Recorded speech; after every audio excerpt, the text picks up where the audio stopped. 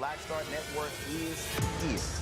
Hold no punches! I'm real revolutionary right now. Support this man, Black Media. He makes sure that our stories are told. Thank you for being the voice of Black America, Roland. Stay black. I love y'all. All momentum we have now, we have to keep this going. The video looks phenomenal. See, this difference between Black Star Network and Black-owned media and something like CNN. You can't be Black-owned media and be scared. It's time to be smart. Bring your eyeballs home. You dig?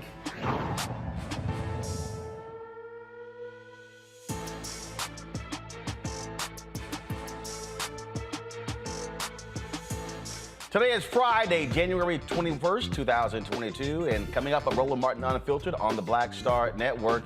She died in her home, and it was a white man with her who alerted the police. But the police didn't take him into custody because he, quote, looked like a nice guy.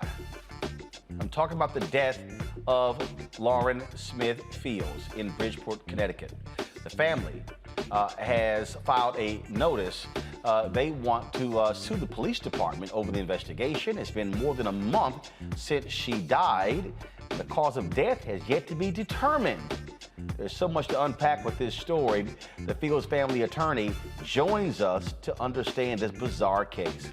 In Oklahoma, a white man is back behind bars after violating his bond in the murder of a black man whose body was buried under the white man's septic tank. Florida's Republican Governor Ron DeSantis is pushing a bill aimed at prohibiting public schools and private businesses from making white people feel discomfort. What does that even mean? We'll talk to a black Florida State Senator about that very issue. In Mississippi, black lawmakers walk out as the Senate passes an anti-critical race theory bill. Voting rights aren't the only unfulfilled promises made by President Joe Biden. He made some about marijuana reform that he has yet to address. We'll talk to a cannabis activist who will explain how Biden has fallen short. Also, more black families are homeschooling their children, citing the pandemic and racism. In our Education Matters segment, we'll meet two women who created a community where children can learn in a less stressful environment. And also, crazy white woman goes to a school board meeting literally saying, if y'all don't change your policy, I'm gonna bring back my loaded guns. The school district has stepped up their policing because she said, I'll be back on Monday. And we'll be taking your phone calls right here on the show as well. Remember, only our Bring the Funk fan club members get to chime in. It is time to bring the funk on Roland Martin Unfiltered, right here on the Black Star Network. Let's go. He's got it. Whatever the miss, he's on it. Whatever it is, he's got the scoop, the fact, the find. And when it breaks, he's right on time and it's rolling. Best believe he's knowing. Putting it down from sports to news to politics. With entertainment just for kicks, he's rolling. It's on go, roll, roll, y'all. It's Roland Martin, yeah. Rolling with Roland now. He's funk, he's fresh, he's real, the best, you know he's Roland Martin now.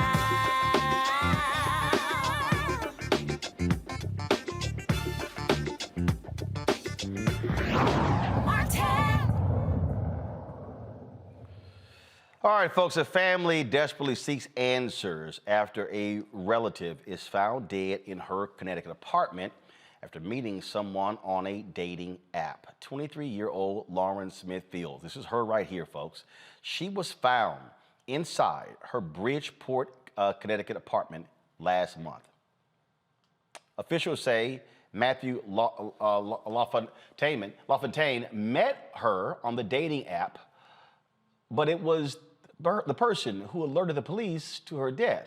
Okay, same person. He was not detained. Okay, now here's the problem. It's bad enough that they did not consider him to be a suspect. The family says the police did not inform them that Lauren was even dead. They found out when they traveled to Bridgeport after not hearing from her, and Lauren's landlord told the family that she had passed away.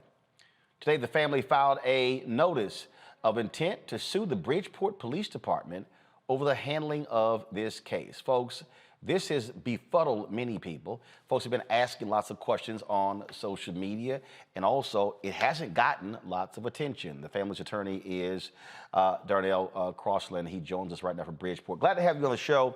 First, just sort of walk us through this. So Lauren meets this white guy on a dating app. Is he from Bridgeport? Does he come from another particular city? What do y'all know about him? How old is he? Please just lay this out for us. What happened? Yeah, thank you for having us on the show. It's a very important topic. So what we know is that this gentleman is from Stratford, Connecticut, which is about 20 minutes from Bridgeport, Connecticut. And he's about 50-something years old, as far as we know.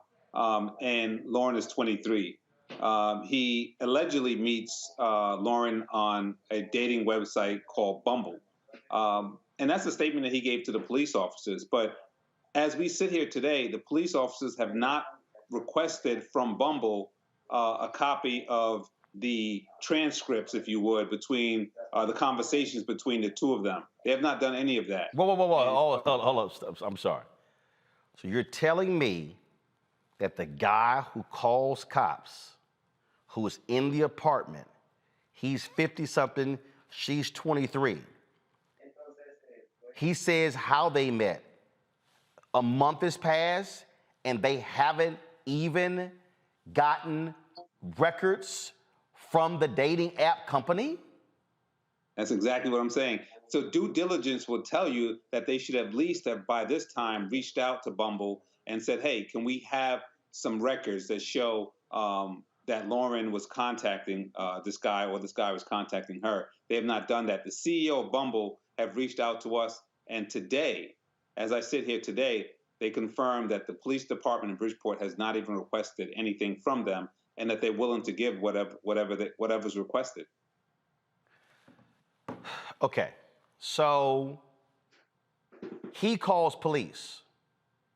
Is there a 911 recording? Is there any audio recording of him calling the police? Police arrive. Is there any body camera footage from the officers when they came to her apartment? At this point, the police have refused to turn over anything to my office, and they cite that it's an ongoing investigation. So we don't have that, but we will be, as well as many people from the press have been making FOIA requests saying that we need to have this information because the Bridgeport police have failed to prosecute this case. Okay, so you have, okay. All right, so they don't request the information. They're not turning over information to you. Is there an active investigation? Have they even articulated that to you and the family? Yes, so they've articulated that there's an investigation. I like the word you use, active. They seem to be everything but active. So they're just basically pacifying this family by saying that they're investigating, but they have done nothing to show that they are. For instance, the day that Lauren was found at the apartment dead, and this white man allegedly called the police, they didn't even quarantine off the area. They didn't do the normal CSI protocols. They didn't collect anything of value on that day. So I don't want to even call this an investigation. It seemed like they're doing nothing. Okay. Do you know how did they bring him to the police station to interview him? Nothing.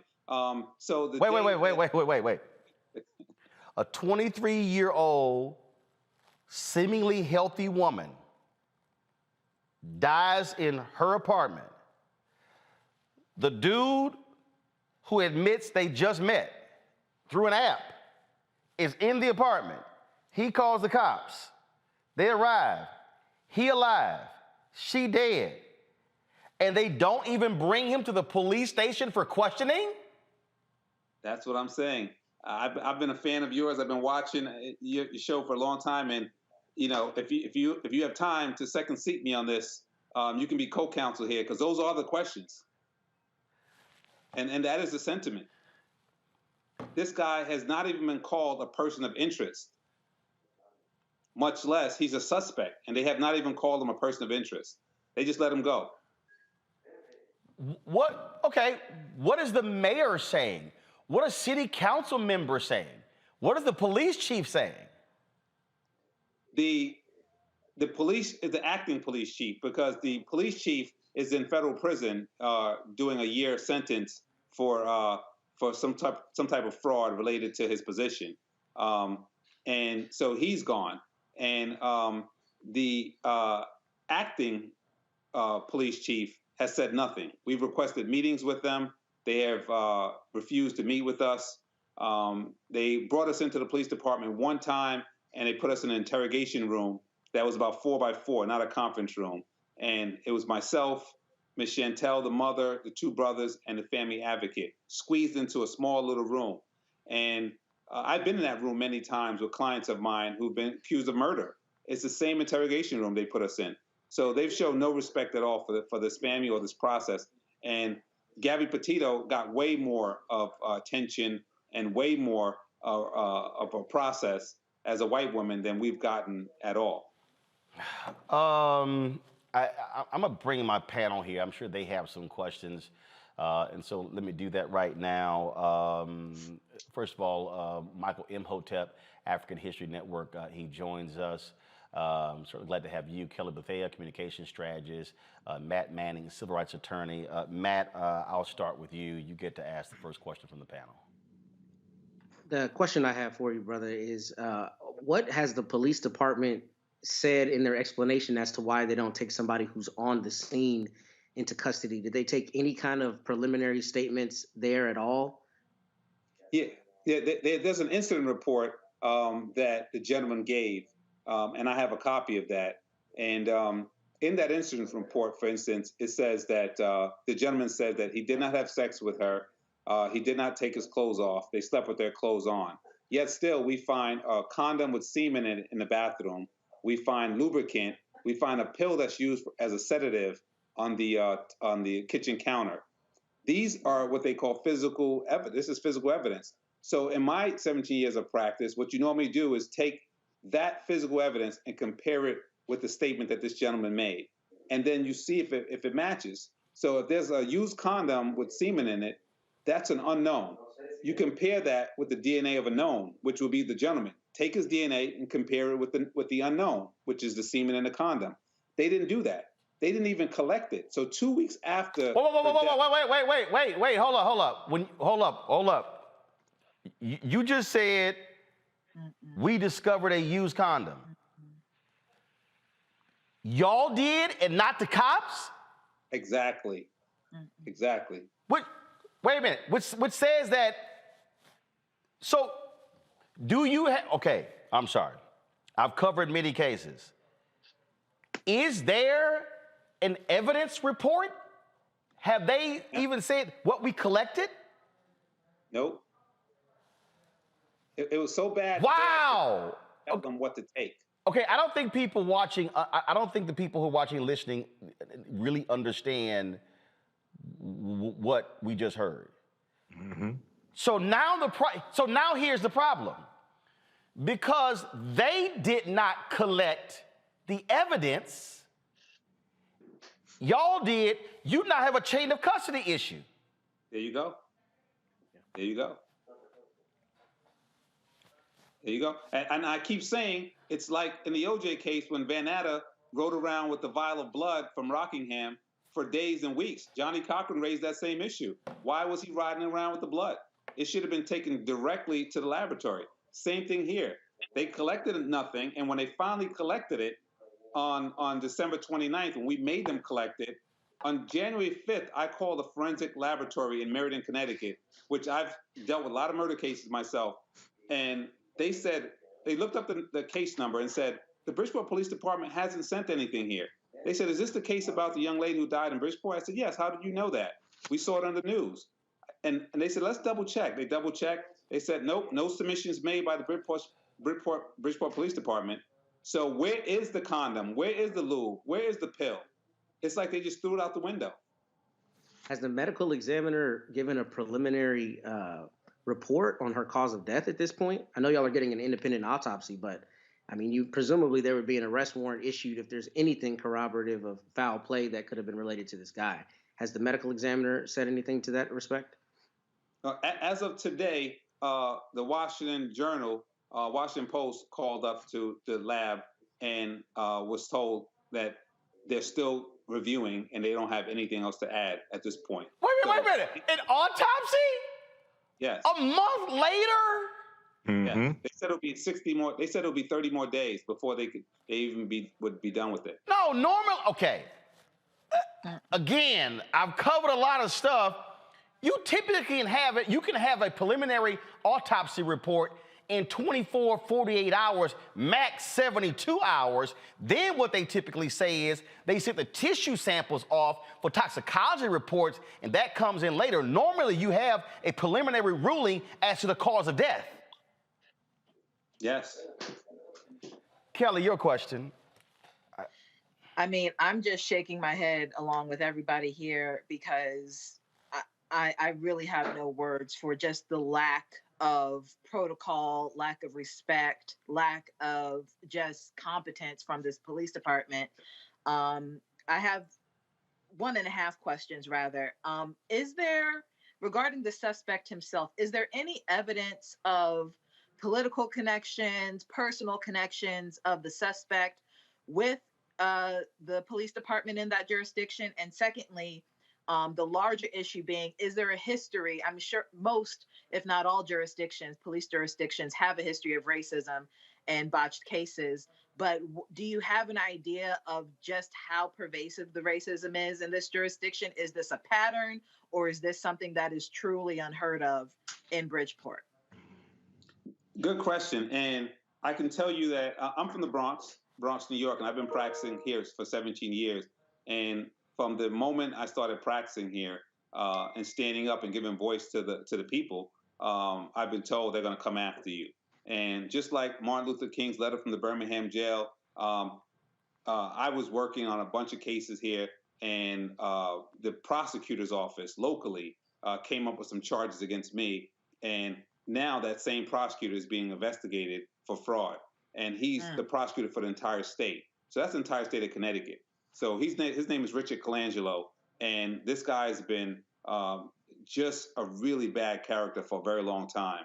And so when you break it down to the local jurisdiction, which is Bridgeport, we have the mayor now who did 5 years in federal prison. Now the chief of police, who he appointed, is in federal prison now. He's been sentenced to 1 year. And so it just keeps going, right? And they want to silence anyone who speaks up. The prosecutor who runs the whole state has told people publicly that Darnell has a big mouth and we need to shut him up. So that's what you get. Now, in terms of this gentleman, to answer your question specifically with him, since this case has gone national, there's been thousands of people reporting, making comments on social media that this gentleman and the Bridgeport Police Department are one and the same, that his family has always gotten away with basically murder in that jurisdiction. And a couple people have come forward now to say that they have been on dates with him and he has a pattern of behavior. And so we're collecting all that with a private investigator, and we're going to really break this case in a direction that hasn't been broken yet, because we do believe he's connected. And I'll add this last part to that. When you look at the chain of events, the landlord said that he got a knock on the door around 3 or 4 in the morning, and he thought it was the police, but he didn't open. And we believe that that was the responding detective, Detective Cronin. And he left the scene, and then at around 7:30 or 6:30, this gentleman calls 911. So what we believe is that when he found out that Lauren was dead, he called his buddy, Detective Cronin, and said, "Hey, come to the scene." Detective Cronin came, tried to help things out. The landlord didn't open. He left and then told this guy, I want you now to call 911. So now he's been taken off the case, and now he's being investigated by Internal Affairs. And so they wouldn't be investigating him if there wasn't smoke there, there wasn't fire there. So to answer your question, we do believe he has a strong connection with the Bridgeport Police Department, and the corruption is rampant. Michael, go ahead. All right. Attorney Crossland, thanks for coming on today. This is a crazy, crazy case. Just quickly, a couple questions. So with the landlord, this is an apartment building, my understanding.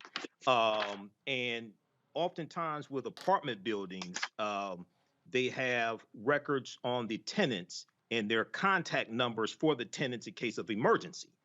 Was that the case here with Lauren Smith Fields? Was there contact information on record with the whoever owned the apartment building or the property management company?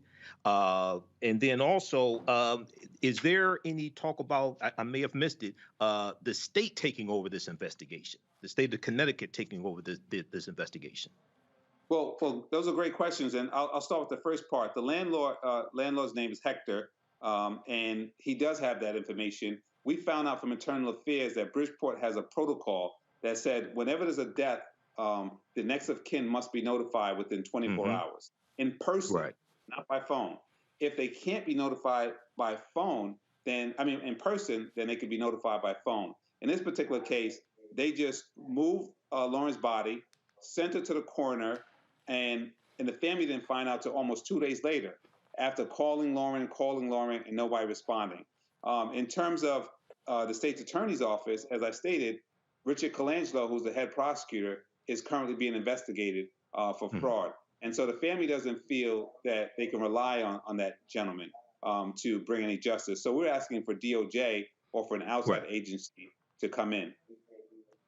Thank you. That's it's unbelievable. The Bridgeport police did release this statement. They said that on December 12, 2021, the Bridgeport Emergency Operations Center received a call for service regarding an untimely death. Upon police arrival, it was found that Ms. Lauren Smith Fields passed away unexpectedly. This incident is currently being investigated by the Bridgeport Police Department's Detective Bureau. This investigation remains open and active. The Detective Bureau is awaiting the final report from the Chief Medical Examiner's Office for cause and manner of death of Ms. Smith Fields. The Bridgeport Police Department offers its sincerest condolences to the family and friends of Ms. Lauren Smith Fields. We encourage anyone with information regarding this incident to contact either Detective Sergeant Joseph Morales at 203-581-5219 or the Bridgeport Police Tips Line 203-576-8477. But attorney, I'm sorry, you want people with any information. There's only one person who was in the apartment when she died. Really? And they want to take the DNA of my client's mother. After 2 weeks of leaving the scene unquarantined, they allowed the family to start moving the stuff, start putting her stuff in storage, Lauren's stuff that is, and never gave any advisory like don't come in but they let them just move stuff. And then after that say, oh, by the way, we're gonna need to get your DNA because you guys were in the crime scene.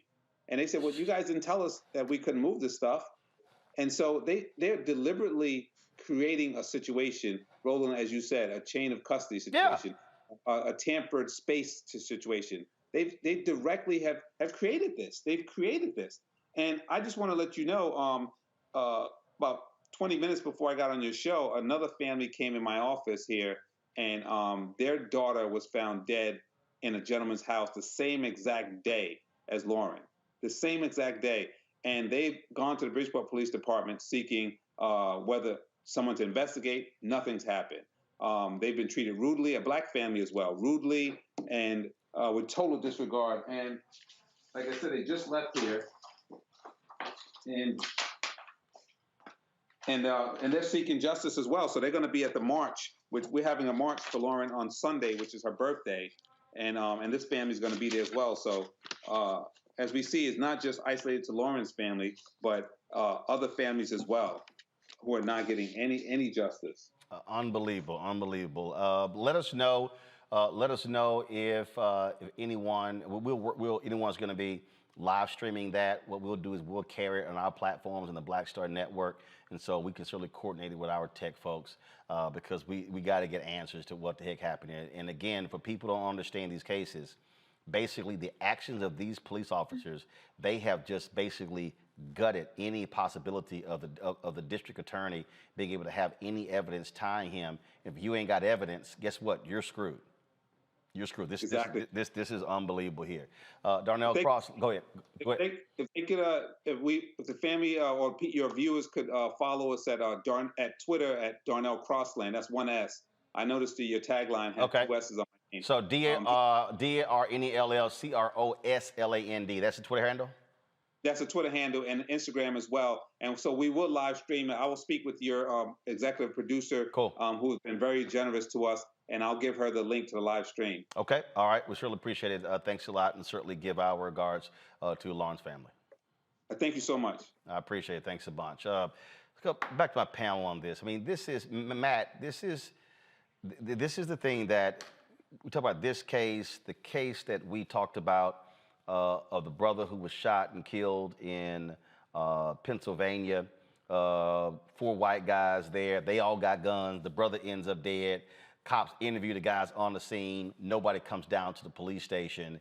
I mean, it's just absolutely outlandish.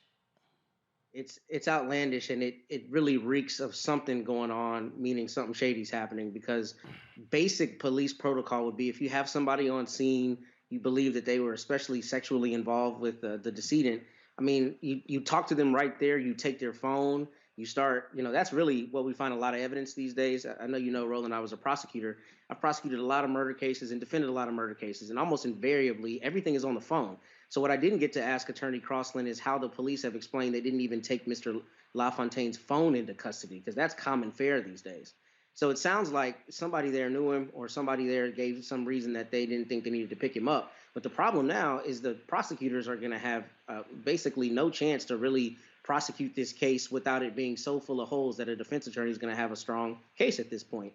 And it makes no sense, because this is basic police procedure to take somebody on scene into custody, interrogate them, continue doing so, and to collect evidence like from the phone. So I don't understand what's happening, and it's really indefensible at this point. And there may be some criminal and or civil liability following this.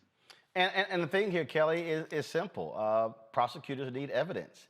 And so if the cops didn't collect the condom, didn't test the semen, didn't collect his DNA, didn't dust for fingerprints, didn't do anything else, it doesn't matter what the family discovered, because that simply is inadmissible, because they can say, oh, you guys planted that. And so the inaction of the police clearly aids this man in any potential defense that he has. This is tantamount to obstruction of justice.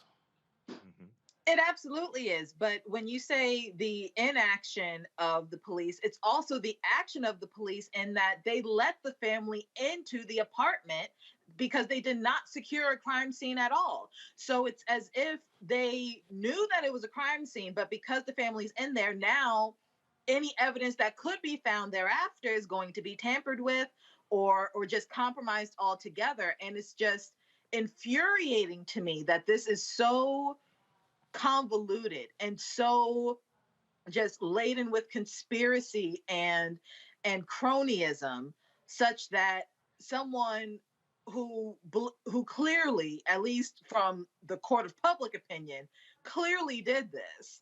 I can say allegedly. I know legally it's allegedly, but from all accounts right now, if it walks like a duck and talks like a duck, with all that being said, just because of the cronyism, a Black woman, yet again, is unprotected by the justice system. And that is what's breaking my heart the most. The fact that, yes, things like this happen every day, but when it comes to Black women, the fact that this is not national news is a problem. The fact that I am just hearing about this through your newscast is a problem. And the fact that this is not a nationwide story that is viral is a problem. Because if this were a Black man in this situation, I'm sorry?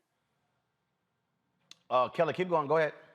Oh, I thought you said, I apologize. But no, the fact that it is not as viral as it needs to be, that is a problem. Because if this were a Trayvon Martin situation or even a Freddie Gray situation, we had viral moments for them. But when it comes to Black women, actually, hold up. I'm gonna let you finish that. But with Trayvon, that wasn't the case.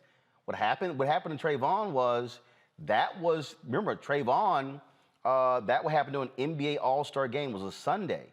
It was like 2 or 3 months of social media talk and, hey, why is the case not getting any attention? I remember I was getting some tweets and if I'm correct, the Trayvon thing did not go national really until about 6 weeks to 2 months after he was killed. It was like it was the same. In fact, in many ways, it was the same as this case right here. That it was this build-up. This case has been getting people are talking on social media. So Freddie Gray, obviously that's different. But you can make a comparison that this case is similar to Trayvon in that it took 6 or 8 weeks to actually get some national attention. Oh, absolutely. And I agree with you there. I'm not talking about direct parallels as to timeline. What I'm saying is when it comes to Black boys and Black men in similar situations, they are more likely to go viral. Their case is more likely to get the attention that it deserves as opposed to Black women. It feels like, and studies show that it is harder for Black women to get attention in the media. It is harder for Black women to be taken seriously, which is why hashtag protect Black women is a hashtag in the first place. That there's a reason for that. So that was my point. Well, look, we're in a situation, Michael, where cases of Black folks, period. Black people come up missing. You can be a Black woman or a Black man come up missing. Media ain't giving you damn attention. They ain't doing it. I mean, again, we have to yell, holler, scream, kick, threaten to actually get coverage because you got white folks who control mainstream media. That's just the bottom line. That's what you're dealing with here. But again, you take this case involving this Black woman, you take the case we dealt with last Friday of the Black man in Pennsylvania, sort of say the guy who was from Jamaica, sort of same thing, and that is the level of interest or attention is not there. And what it does is it shines a light on these police departments, one in Allegheny, Pennsylvania, one in Bridgeport, Connecticut, where they don't give a damn. Absolutely, Roland. You know, this is another example of white privilege and also the devaluing of the lives of African Americans, especially African American women. But you know, in reading this, and I had heard about this previously on social media, the fact that the police did not contact Bumbo to get the correspondence. It's been a month between Lauren and Matthew. I mean, and reading the story, I was wondering, okay, so. Did this guy, Matthew, did he have any relationships with the police officers? Bruh, here's the problem. We don't know because they ain't investigate nothing. First of all, how do you not notify the family that she's dead? That's one. Two, how do you sit here and you not take him down to the police station? Okay? How do you not do that? How do you not look around the damn apartment for evidence? How? He says we ain't have sex. A basic ass check. Oh, damn, there's a condom in a trash can. Oh, there's semen in it. Bring me an evidence bag, please. Bag this. Test that semen. We need your DNA. Do they match? Oh, it matches. Dude, you just lied to us. You said y'all didn't have sex. So why is there a semen? Okay, she goes to the medical examiner's office. You do a rape examination. I mean, you sit, okay, you check her to see. Dude, this is it's basic. Right. I mean, this is some Law and Order shit. Like you can watch CSI and go, step 1, 2, 3, 4, 5, not done. Well, and very often, actually, Michael, hold on, Darnell. I didn't realize Darnell was still there. Darnell, go ahead. Oh, okay. Darnell, you still there? No, I'm sorry. That was Matt. That was Matt. That was Matt. Matt, go ahead. Then let Michael finish. Matt, go ahead. I would say very quickly, what happens in cases like these is police find any way to charge a person that they think is a suspect, so they can immediately interrogate them. Yes. They might charge him with sexual assault rather than the homicide. They might charge him with, failure to report a death. In a lot of states, you have a duty to report a felony, right? I mean, having been a prosecutor and defense attorney, I see all the time, basically, phony charges or charges that cops know are not going to stick, so they can get to the ultimate question of, did this person, engage in the homicide? So the fact here that they have somebody who they knew had sex with them was on scene, they didn't take him into custody at all under any pretense, indicates that there's something real shady going on. Mike, go ahead. About that. Mike, go ahead. Well, and the other thing, one of the basic questions is, okay, so how did you two meet? How long have you known each other? Okay, so you're saying you met on an app. You met on the records. App, and then you're saying you slept in the bed together, but you didn't have sex with clothes on. With the clothes, I mean, so none of this makes sense. But the other thing is, y'all slept in the bed, clothes on, but there was a condom with semen in it. That the family found 2 weeks later. But the other thing is, the fact that the family has to raise money to get an independent autopsy, that's something else that's just wrong with this story here. I want to see what the results of the autopsy are. But this police department, Bridgeport, Connecticut Police Department, sounds like it may need a patterns and practice investigation from the Department of Justice. Dog, this is just unbelievable. It's absolutely crazy. Folks, we're going to continue to follow this case, see what happens next. I got to go to a break. We come back. We're going to talk about the craziness happening down in Florida. Ron DeSantis, oh my God. You know what? I think this qualifies for a crazy ass white people segment. I really think it does. But Ron DeSantis is pushing a bill so white people are not uncomfortable talking about race. Not just in schools, but also in private businesses. I told y'all why my white fear book is dropping. It's just playing out before your very eyes. You're watching Roland Martin Unfiltered right here on the Black Star Network.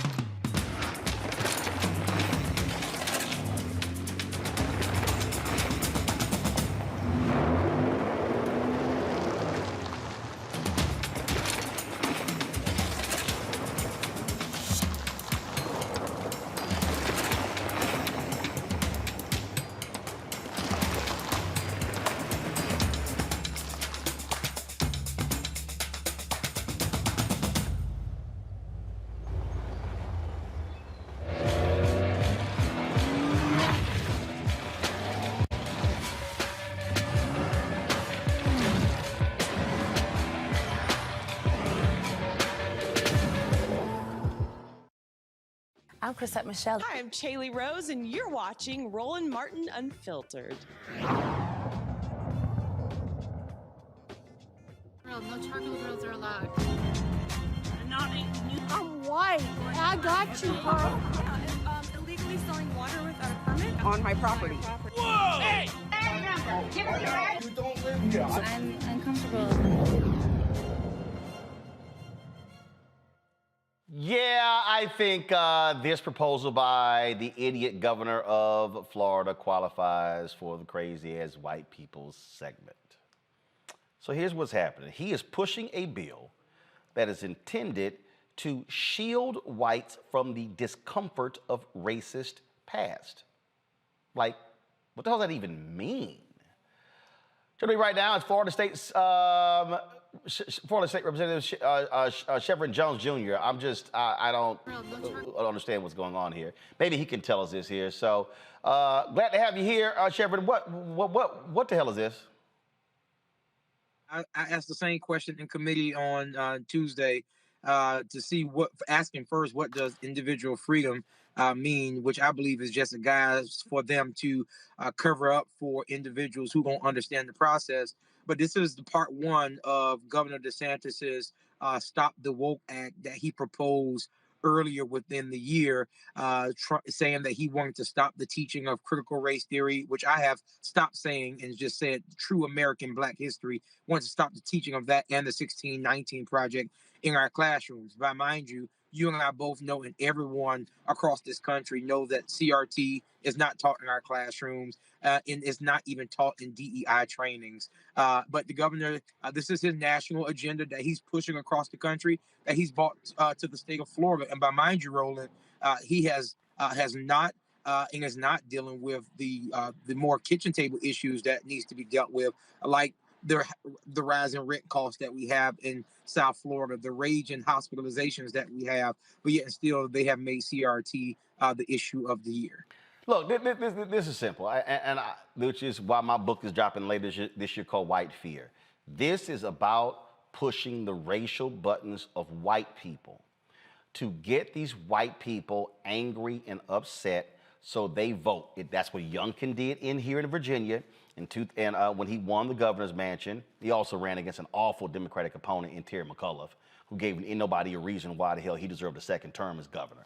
But that's all this is, okay? We all know it's bullshit. Look, Fox News all of a sudden has broken out the migrants flooding to America video because, again, it's all about the election. Ron DeSantis is appealing to the racial animus of white people. Absolutely. Absolutely. I've said that earlier today, that Governor DeSantis is doing this to appease to a base. He saw that the base responded to Donald Trump in his executive order when Donald Trump called for the stop in the teaching of critical race theory. He saw that it was popular among them, and so he just went along with it. If you look at the debate that took place and the questioning that took place in the Education Committee last week, I asked the question to the bill sponsor, what is critical race theory? The bill sponsor, not only did he not answer it, he couldn't even answer why they are putting the bill forth. And of course, it's red meat for the governor for him to eventually run for president, to say, hey, here's my gold trophy. I did everything I said I was going to do across the state of across the country. We did it in Florida first. So the status of first of all, even go to that. This also apply. How the hell does this apply to private businesses? Well, you listen. The governor is this is not new for him in what he's doing with private businesses. He did the same thing with private businesses with vaccine and mask mandates when he called a special session for that to happen. So there's this entire authoritarian leadership that's taking place in South Florida. In Florida, period, where the governor is totally moving and letting it be known that he is the kingmaker in Florida. That goes for school boards, that goes for local governments, and now that goes to our classrooms. Just makes no sense whatsoever. So, all right, we'll be following this. Florida State Senator Chevron Jones Jr., keep up the good work, fighting a good fight. Thanks, Fred. Appreciate it. All right, okay, y'all, again. Roll it again. No charcoal grills are allowed. I'm white. I got you, huh? Yeah, illegally selling water without a permit On my property. Whoa! Hey! You don't live here. I'm uncomfortable. All right, so school board meeting here in Virginia just goes nuts during the public speaking portion when this fool stands up and says this. My children will not come to school on Monday with a mask on. All right? That's not happening. And I will bring every single gun loaded and ready to, I will call every... That's 3 minutes. You've gone past your time. It's a policy. Thank you. Mm-hmm. I'll see y'all on Monday. That was in Page County, Virginia. Now the school district has announced that they have had to step up security for Monday because that crazy-ass white woman literally threatened to bring loaded guns on Monday. These people, Michael, are sick and demented because they're complaining about a flimsy-ass mask. Roland, in the state where General Robert E. Lee is from, also, brother, this is a continuation of the insurrection that took place called the Civil War. This is a continuation of that. You can draw a direct line from the Civil War and the attack on Fort Sumter, April 12, 1861, and what happened January 6, 2021. These people have lost their minds. So, they need to they need to beef up security there to deal with people like her. And if you look at what's coming out of the January 6th committee, you look at right here in Michigan, you have these fake electors showing up to the state capitol Okay, when the certification was trying to take place, you have fake electors in 5 states. So this is all coordinated. This is a fear of the browning of America. This is continued backlash to 2 terms of President Barack Obama. And, this critical race theory thing, I talked about this last night on my show. It's called the Individual Freedom Bill out of Florida, the Individual Freedom Bill. And these are things that they're going to use as culture wars in the 2022 midterm election, but also 2024 as well. So, brother, we have to be vigilant, be ready, and fight against this and defeat them again. The South may rise again, but they ain't going to rise. It's not going to be a white supremacist South that rises again. Now, let me tell you something, Matt. I think this is one of those. I think the school district messed up. They stopped her because her time was up. They should have let her ass finish. And when she finished, they should have said, I'm sorry, she just made a terroristic threat. You're under arrest. Exactly. That's what I was going to say is most insidious about this. Because if it was a black parent that stood up and said, I'm coming back next week with every loaded gun I have, they would have been taken into custody right there. It's per se a terroristic threat. And that's really what's problematic here beyond this crazy lady is that we know that if it was a black parent, we'd be having a different conversation. We'd be talking about a black parent who's in custody for having made a threat at a school board meeting. So what I would like to know from the local authorities is how they don't take her into custody on site. Beefing up security is a consequence of white privilege. Because if it's a black parent, she's taken into custody right there. They don't let her come back on Monday to potentially have the guns. I don't understand how that happened in this case. I'm telling you, look, these people they're nuts, they're crazy, and you cannot play nice with these people, Kelly. They need to be dealt with as the white domestic terrorists that they are. I was just about to say, these are terrorists, and you don't negotiate with terrorists, right?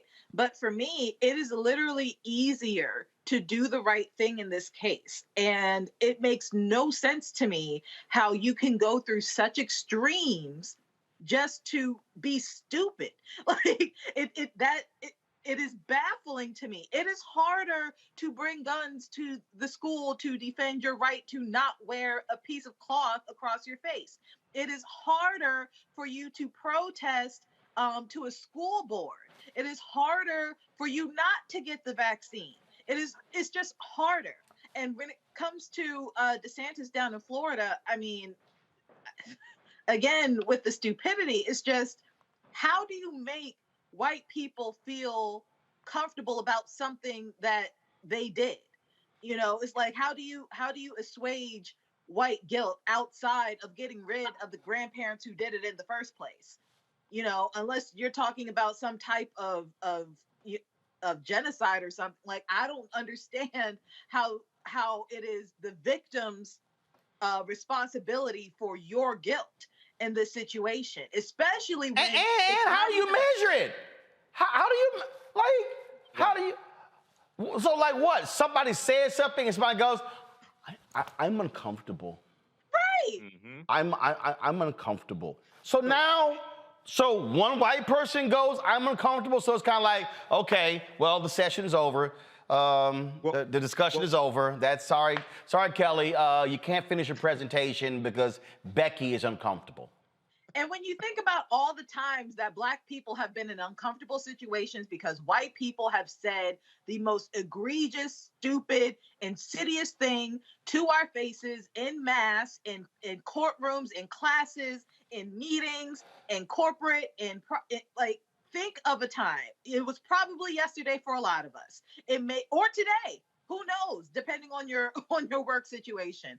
It happens for minorities and Black people every single day. So for us to basically tell you the truth about yourself and that making you uncomfortable, therapists say you need to lean into that and work it out, not stray away from it. So again, with just the stupidity of it all, the caucasity of it all, if you will. Yeah, it's like, yo, seriously, these people are crazy. That's what they are. All right, I got to go to a break. My goodness. All right, first off, announced yesterday, folks, I partnered with McDonald's to give out seven $15,000 scholarships to HBCU juniors and seniors. And so all you have to do, folks, is go to tmcf.org. Again, if you go to a HBCU, does not matter if it's a Thurgood Marshall College Fund, if it's a UNCF supported school, doesn't matter. You have all of the guidelines there on the website. It is in honor of the 115th anniversary of Alpha Phi Alpha Fraternity Incorporated, and our founder is the Seven Jewels. It's all there. And so, again, folks, please be sure to go there. And y'all, this is real money, okay? We're doing this because there are a lot of our students who, when they become juniors and seniors, they can't afford to stay, and so many folks are not graduating. This is seven $15,000 scholarships, and so the deadline is February 28th, and so apply. Don't sit here and act like, it's like, oh, I'm gonna wait. No, apply, and let's actually make this thing possible. Okay, folks? We'll be back on Roland Martin Unfiltered right here on the Black Star Network.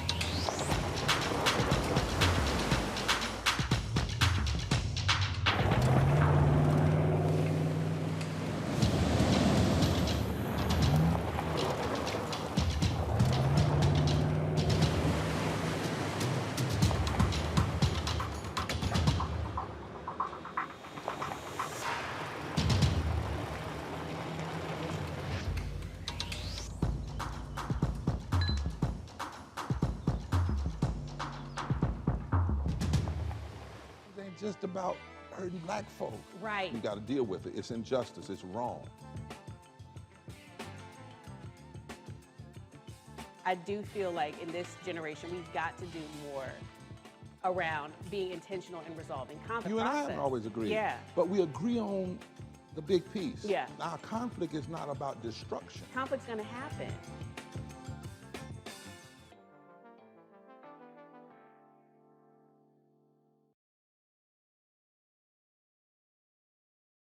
Hi, I'm BB Winans. Hey, I'm Donnie Simpson. What's up? I'm Lance Gross, and you're watching Roland Martin Unfiltered.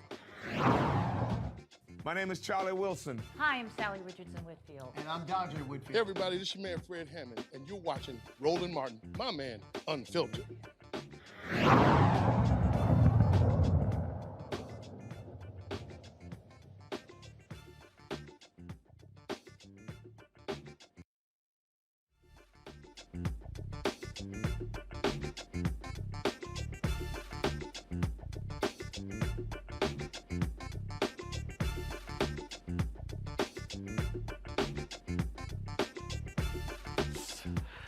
Shout out to Claflin University. Shout out to Claflin University. I'm rocking their gear today here in Roland Martin Unfiltered. All right, y'all. President Joe Biden is beginning his second year as president, and marijuana advocates say his campaign promises on marijuana policy are unfulfilled. The creation of the Cannabis Administration and Opportunity Act is a positive step, but people like Dr. Shonda Macias say Biden needs to do more. She joins me now from Washington, D.C. Shonda, glad to have you here. First and foremost, let me give folks your title. So I did not have it in the script. You're the founder of the National Holistic Healing Center, correct? That is correct. Okay, so, all right, so let's talk about, so what is the deal? What more should he be doing? And what did he promise when it came to cannabis while running? Well, we really thought that there was going to be more activity in terms of the medical cannabis programs really expanding through the Biden administration. But what was really important is that with that awareness that he brought during his campaign, we saw more states legalizing, more social equity programs so minorities like myself can go into multi-markets and to really start to expand our footprint in cannabis. But from there, what we saw is that we need more of Congress and the White House to really coordinate better on legislation that will be sensible, common sense legislation like the Safe Banking Act that we've been pushing for the last couple of years, because I need access to capital. If I'm gonna stay a viable small business operator, a Black woman in this space, and you know how hard it is for us to get a loan otherwise, I need to be able to get it through capital markets, and it's just been challenging. So having sensible legislation like safe banking is imperative for me just to stay in the industry. The other thing I want to say, Roland, that's No, really but hold on, before you go there. So, but on that point, you're talking about what President Biden should be doing, but what is Congress doing? First of all, where does that bill stand in the House? Where does it stand in the Senate? Yeah, there's still much debate. We had a lot of our congressional leaders that I've spoke to firsthand debating some of that, those policies. Now, the question is that who is it going to benefit? And for me, as a Black woman who's an operator, it's going to help me have access to capital markets. I'm in multiple states right now with my operations, and it's really hard to have them funded. I bootstrap most of my operations day to day. And where you see other companies, public and private, raising multi-millions for a $40 billion industry, and I am just begging for entry-level funding. No, this is the thing that that we've been talking about, Matt. That one of the problems when we talk about this very issue is how the dispensaries are being handed out, how in many of these states African Americans are not even participating in the process, how California's had the issues, Illinois had them. You had the Black Caucus in New Jersey who said we ain't approving a damn thing unless y'all make sure that Black folks are getting a piece of this. We were most impacted by anybody when it came to the marijuana laws, and so this is just one of those things that getting a dispensary is one thing, but the bottom line is if you don't have the resources to be able to grow, it's like any other industry. When we're locked out of the money, no ability to build capacity. We're locked out the markets. And not only that, Roland, what's important here is that you also have a population of African American men. You have people who were patients that went to prison. And so if we don't implement some type of clemency program, expungement, or pardon programs, it's not there to send a patient to prison. And there is no way to fix that wrong that was done to that returning citizen. Matt, question? Comment? Well, first, thank you for joining us, Dr. Macias. And the question I have is, what is the movement in terms of finding, I guess, a resolution to the schizophrenia that we have in terms of there being a different patchwork of rules as it relates to the states and the feds? What is the Biden administration doing to give basically assurance that all citizens have the same access to cannabis and its life-saving, qualities?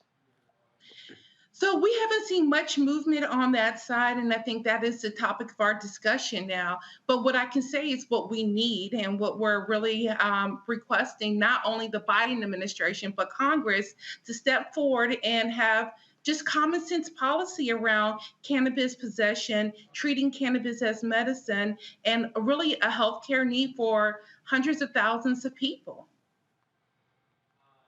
Kelly. Hi, again, thank you for coming on the show. Regarding marijuana and cannabis in general, I think it would help the audience and others to understand exactly the many benefits of cannabis, so that it doesn't look like people are just kind of wanting to smoke just for the sake of smoking. So if you could expound on just some of the many benefits of cannabis and why it should be integrated into society such as any other type of herbal supplement, that'd be great. Yeah, definitely. And that's where a lot of my business really focuses on is the education of cannabis. I've helped patients, thousands of patients, really find the right strain and form of medicine that helps them with their healthcare needs. So whether it's cancer, epilepsy, pain, autism, ADHD. There are different medicines in cannabis that have been formulated to really address the different healthcare needs in our society. Michael. Dr. Messiah, thanks for coming on and shedding light on this topic. In the infrastructure bill, the $1.2 trillion infrastructure bill, it contains language that is meant to promote marijuana research. Can you talk a little bit about that? And then also when you talk about Congress, have you talked to any of the members of the Congressional Black Caucus? And what have they given you any advice on moving the momentum to get the bills passed through Congress? Yeah, so let's talk about really what it looks like to be a victim on the war on drugs. So when you think about where a patient really saw the healthcare need to use cannabis and it was illegal, they did it because they had access to that medicine. And so now we look at how it actually served as a pipeline to prison.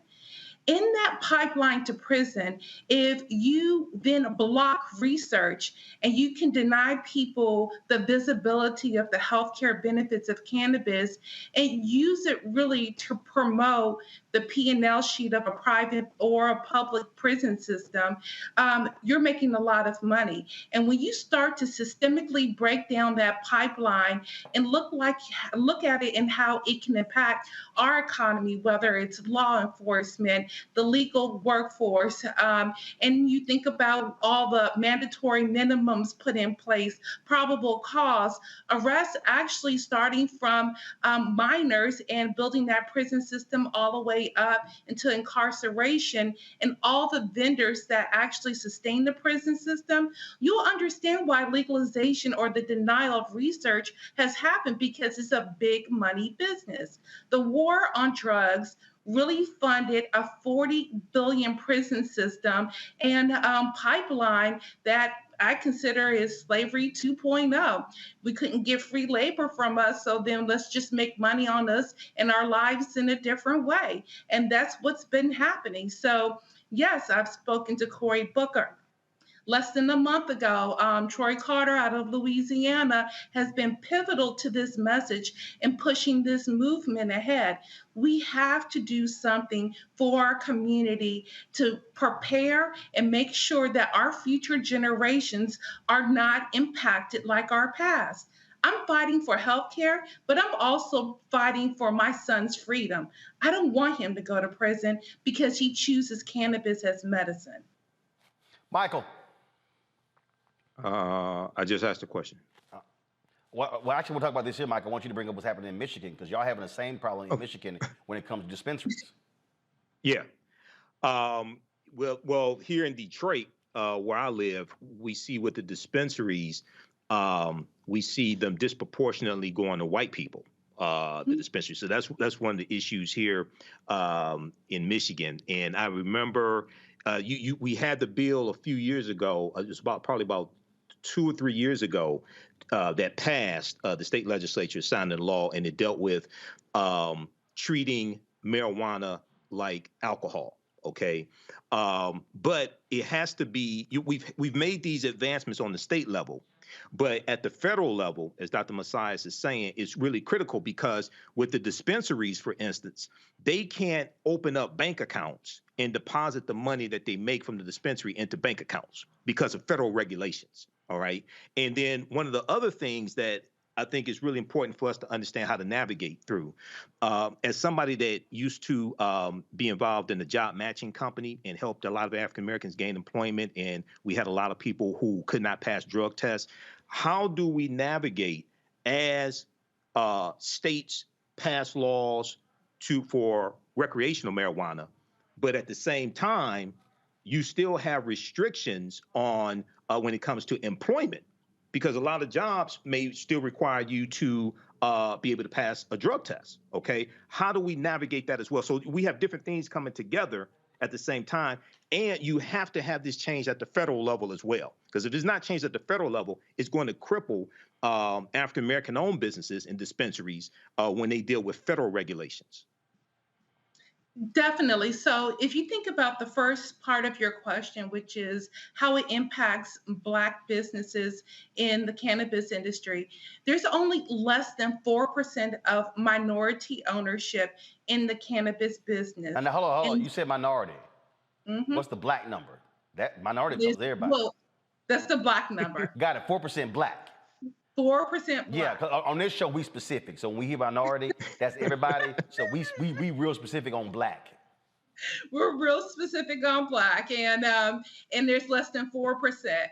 And then this is a nationwide phenomenon. So if you think about what that looks like on the micro level, you look at Michigan, but not only Michigan, you look at Maryland, you look at DC, you look at other states. This is reflective in all numbers. We're not represented, and those licenses go to those that usually can show proof of funds, the funds we don't have access to. We've been denied generational wealth. We have the knowledge, we have the education, and when we look for funding, we don't have it, and we're not allowed to have licenses because of it. Again, it's a systemic issue that has been plaguing our community. So then you go and ask the question, federally, what can we do? Well, federally, we need to protect minority-owned businesses, whether they're cannabis or plant touching or not. We need the assistance to be able to come up with funding sources so that we could actually participate in a $40 billion program. All right, then. Well, look, we certainly appreciate it. Thanks so much. We'll keep looking out to see what happens with this story as well. All right. Thank you, Roland. Thank you, team. All right, folks. Yesterday, we were talking about priorities of President Joe Biden. And one of the things that's critically important, Biden has appointed 8 black women to the federal, first of all, to key federal bench positions, which equals the total number of black women to ever serve on the federal bench. But it doesn't stop there. Biden's 83 federal appointees, 24 have been black and 62 judges have been women. That's something, Kelly, that when people are talking about, oh, he hasn't done anything, you can't act like that doesn't exist.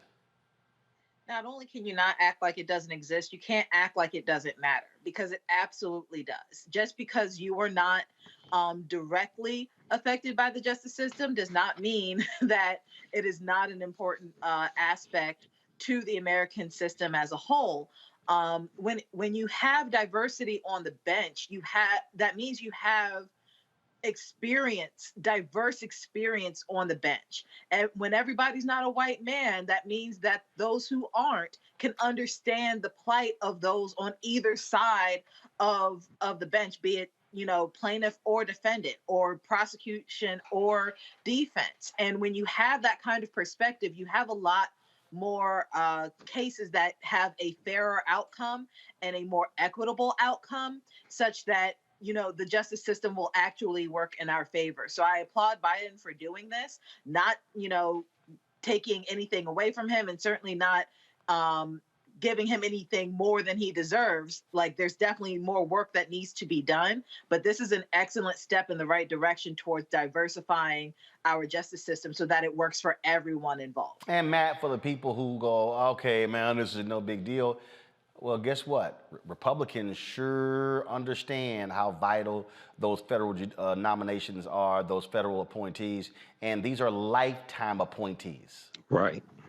They serve forever. And I'm glad you said that. To give an example to the viewers, Judge Carlton Reeves, a black man in Mississippi, wrote a 72-page opinion, I guess in 2020, about qualified immunity. So when you talk about police reform, and when you talk about wanting to make strides, for instance, in qualified immunity, it's important to have judges with lived experience who can write an opinion that says, we all know that this doctrine is bogus and we know that this doctrine needs to be removed. And the reality is a black woman is going to understand that a lot more than a lot of other people who are serving on the bench. So this is incredibly important. And as somebody who practices in front of federal judges every day, I need those federal judges to have lived experience. And I think these black women and the ones to come after will be imperative to really making sure our justice system is fairer. And it's so hilarious, Michael. I've got some fool, Lane Rollins, in the chat talking about Roland. Focus on brown people, people of color. Fool, what the hell you think we talking about right now? We talking about black people. This is the stupidity that drives me crazy. We are literally talking about black federal judges. Okay, you're talking about Donald Trump. Nearly 90% of the federal judges he appointed were white. Were white. I think after 4 years, I think it was 2. Right. One was from Flint, Michigan. Maybe 3 black judges appointed in 4 years. In 4 years. Out of 226. Out of 226. In 1 year, Biden has named 24 black judges, 8 of them women. Well, you know, Roland, this is a perfect example of how oftentimes the talking points that African Americans get from social media, one, they don't understand. 2, they don't understand things like this and why this is so important. These are lifetime appointments. Donald Trump nominated about either 1/4 or 1/3 of the federal judges, and then 3 Supreme Court judges with the help of Moscow Mitch McConnell. 25%. 25%. You got about 800. You got about 800 or so federal judges. You also have those who are retired who still hear cases. He appointed 25% of the entire federal judiciary. In fact, the Ninth Circuit Court of Appeals, which is considered the most liberal, they now have a majority conservative on the Ninth Circuit. Right. Exactly. And then if you look at somebody like Mara Selby, out of who was up for Seventh Circuit Court of Appeals, that is also over Chicago, she was nominated by President Barack Obama in 2016.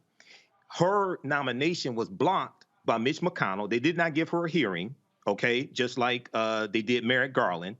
Then when Donald Trump became president, who did they fill her seat with? They filled her seat with Amy Coney Barrett, which then put Amy Coney Barrett on the trajectory to get pushed through to the U.S. Supreme Court. These people are playing grandmaster level chess. We're playing beginner's checkers and don't even understand all the rules to checkers. So this is something extremely important. Once again, this is the role of the president, but you need the Senate, you need control of the Senate to get these federal judges confirmed. This is one of the reasons why the Senate and maintaining control of the Senate is so important as well.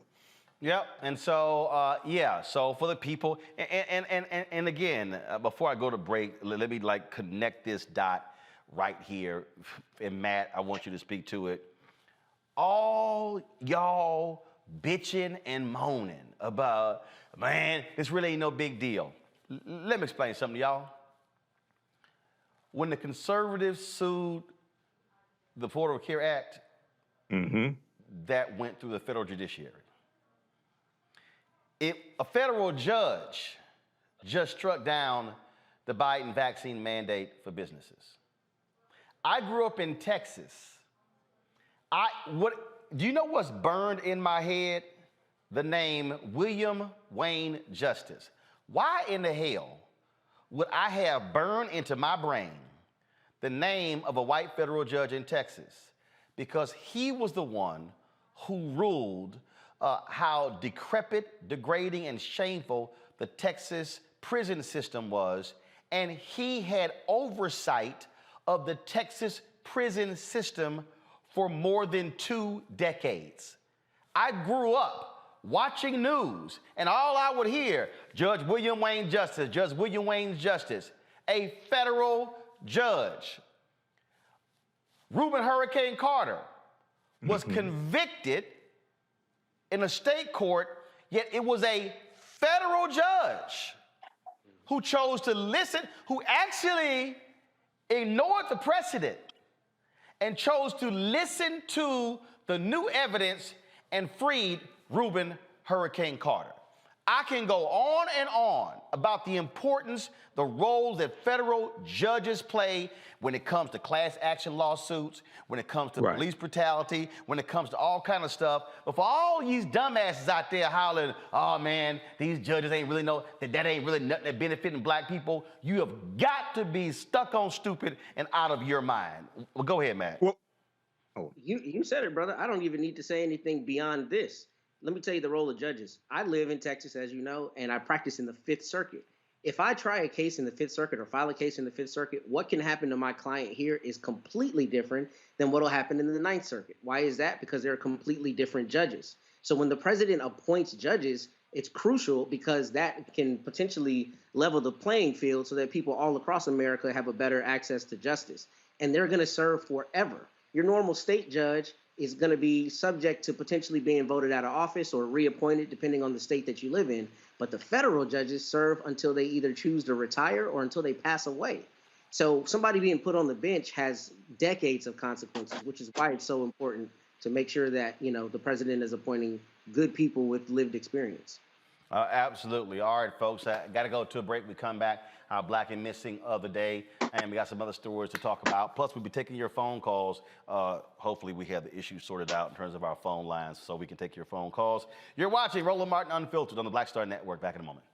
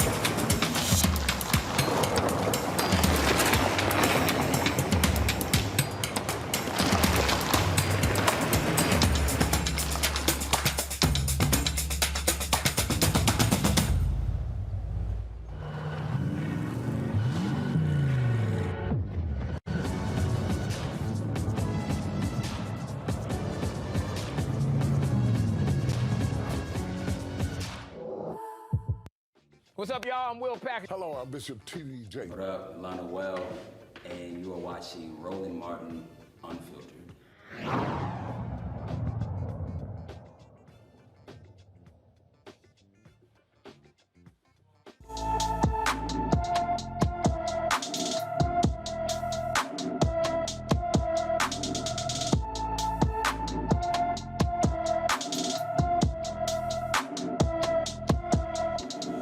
Reported missing on January 22, folks, in Philadelphia. The 17-year-old is described as 5 feet 4 inches tall, weighing 145 pounds, with brown hair and brown eyes. If you have any information regarding Adora, please call the Philadelphia Police Department at 215-686-8477,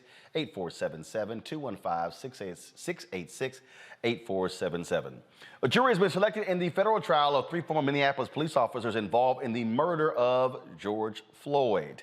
J. Alexander King, Thomas Lane, and Tao Thao are charged with depriving Floyd of his civil rights while acting under government authority as Derek Chauvin used his knee to pin Floyd to the street in 2020. Federal prosecutors will have to prove the officers intentionally violated Floyd's liberty without due process and unlawfully seized him. During jury selection, the judge stressed that Chauvin's conviction on state murder charges and his guilty plea to a federal civil rights violation should not influence the proceedings. Opening statements will begin on Monday.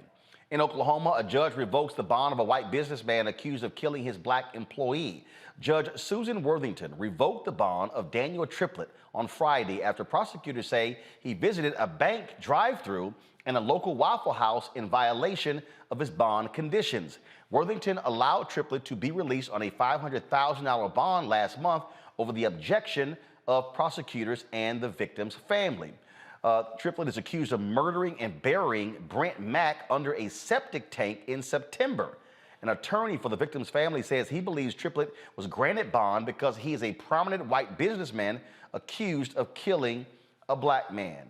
That's the thing that, again, we talk about when we see these, cases, Matt, that's just crazy. You go, how in the world? And look, and in fact, that guy was only put in jail because of protest.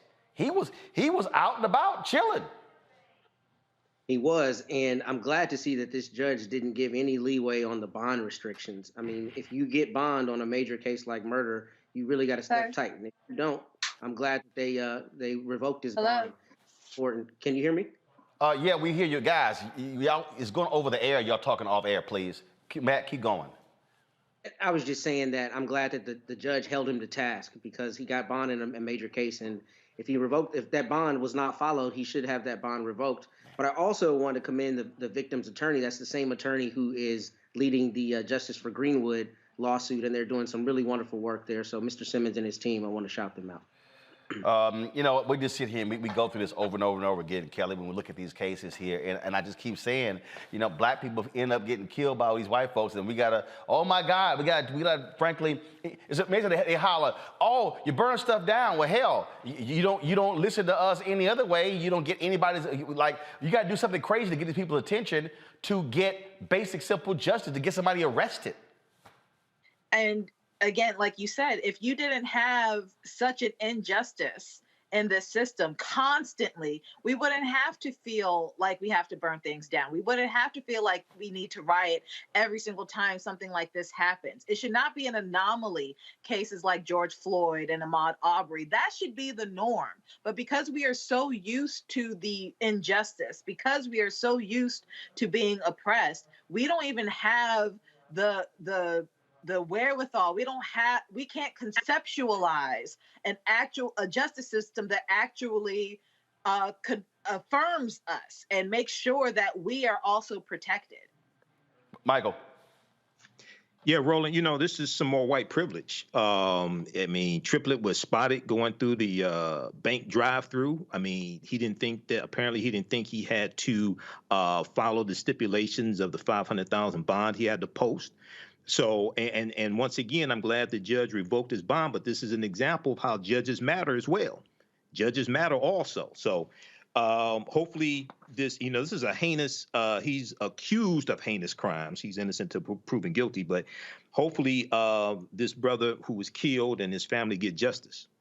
Absolutely. All right, folks. We'll go to Illinois, where homeowners can finally get racist language removed from their property deeds. A new law went into effect on January 1st, allowing homeowners with discriminatory language in their deeds to file a restrictive covenant modification for $10 with the state's attorney. The state's attorney will then have 30 days to review the claim, approve the modification to the deed. The request, of course, also can be denied. In the 1948 Shelley versus Kramer case, the U.S. Supreme Court found restrictive covenants in property deeds that prohibited property sale to people of color violated the 14th Amendment. Again, what it means to be black in America. All right, y'all. Several black Mississippi lawmakers, remember we were talking about critical race theory? And how they walked out when a vote was taken. So watch this video. Okay. Roll call has been requested. 6 or more to stand. I'm sorry, final passage. My apologies. Final passage roll will be taken. Mr. Clerk, please call the roll. Barnett, Barrett, Blackman, Blackwell, Blunt, Boyd, Branning, Bryan, Butler, up to 36, Butler to 38, Carter, Kaufman, Chazanall, Chisholm, DeBar, Delano, England, Fillingane, Frazier. Mississippi, of course, the Republicans have a bill that so-called bans critical race theory in the schools.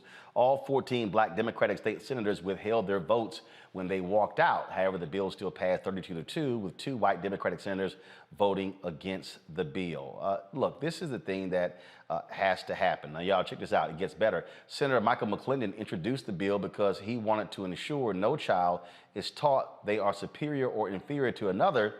But when asked by Senator Derek Simmons if critical race theory was being taught, well, you know what happened.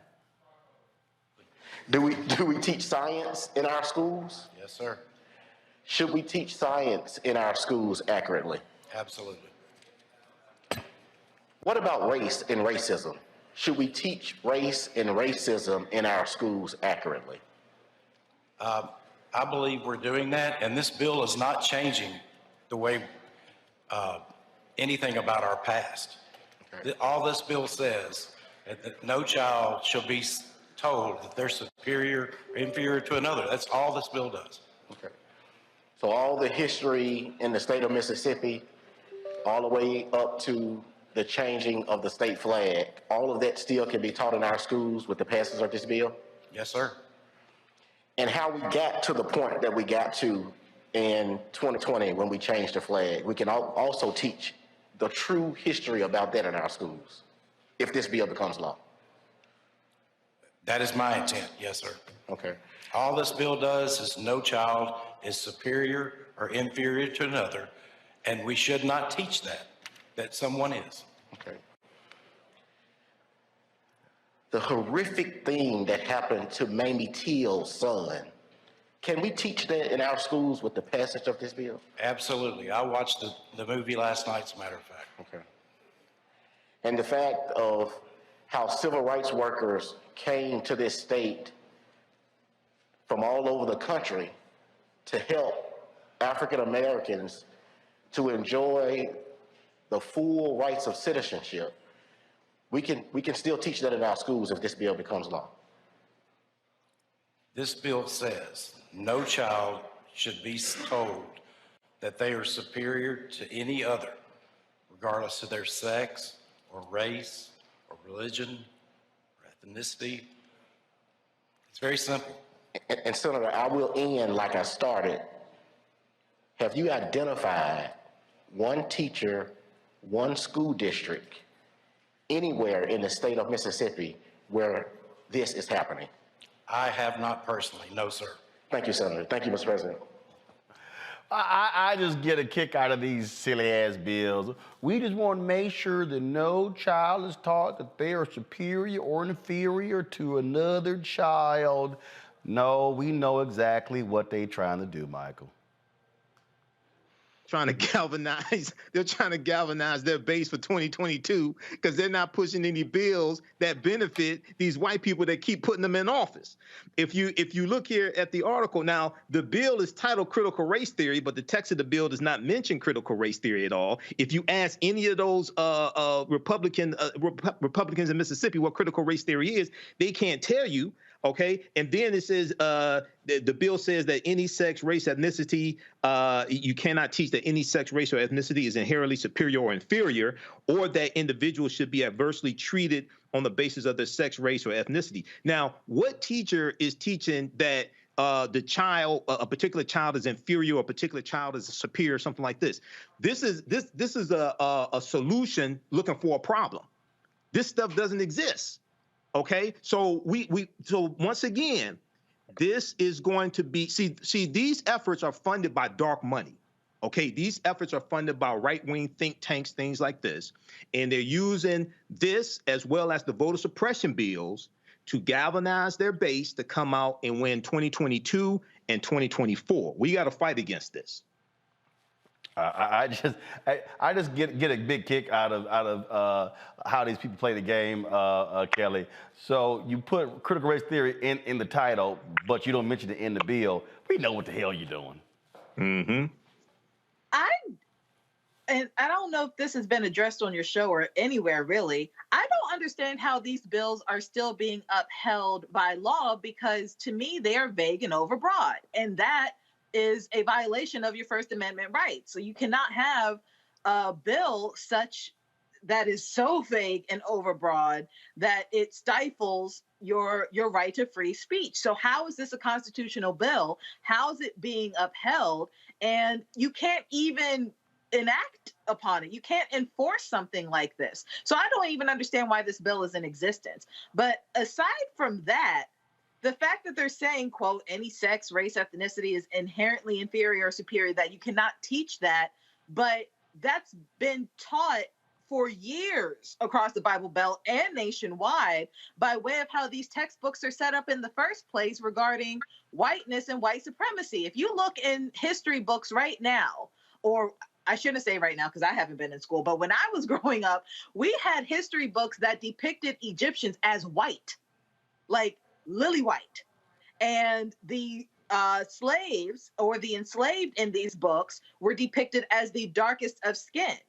You know, so you can't say that we are not having this debate as to who's inferior, inferior or superior. You can't have something like that being discussed if you're not going to talk about the books already in place that already imply that whiteness is superior. So unless you're going to take those books out, this law is null and void. And frankly, by the looks of it, it's unconstitutional. Matt, your thoughts?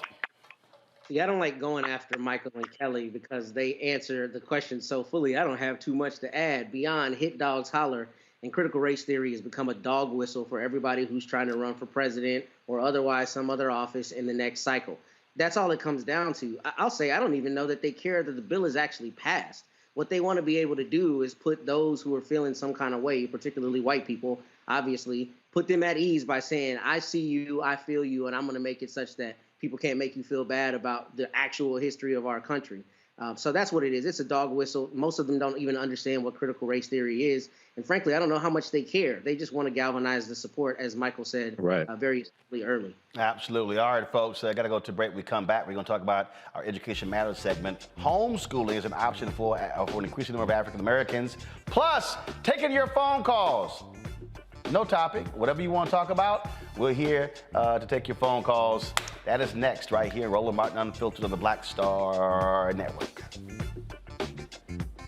Aretha and I met as a result of a friend of mine named Ben Vereen. She was standing in the mirror in front of, the lights go around the star mirrors, and dressed in white and getting ready to perform. And she was standing up and she saw my reflection in the mirror. And she gave a little, and I gave a little,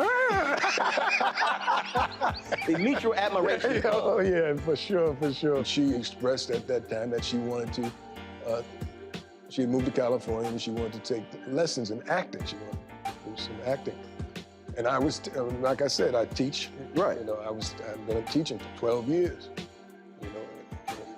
And so I said, well, I teach acting. And if you want, come down to my classes. One evening, class was very disruptive. They were all at the window. Get back here, come on, we got a class. What are you doing? A limousine just pulled up. A lady got out in a fur coat. She walked into the class. And my first reaction was, you're late. And you told the queen she was late. She was. You wouldn't let her know I'm the teacher. I'm serious. And I think that's what she came to find out.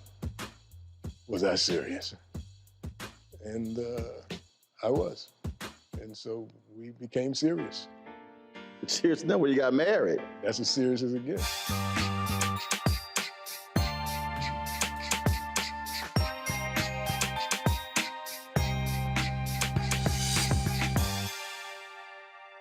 I'm Chrisette Michelle. Hi, I'm Chaley Rose, and you're watching Roland Martin Unfiltered.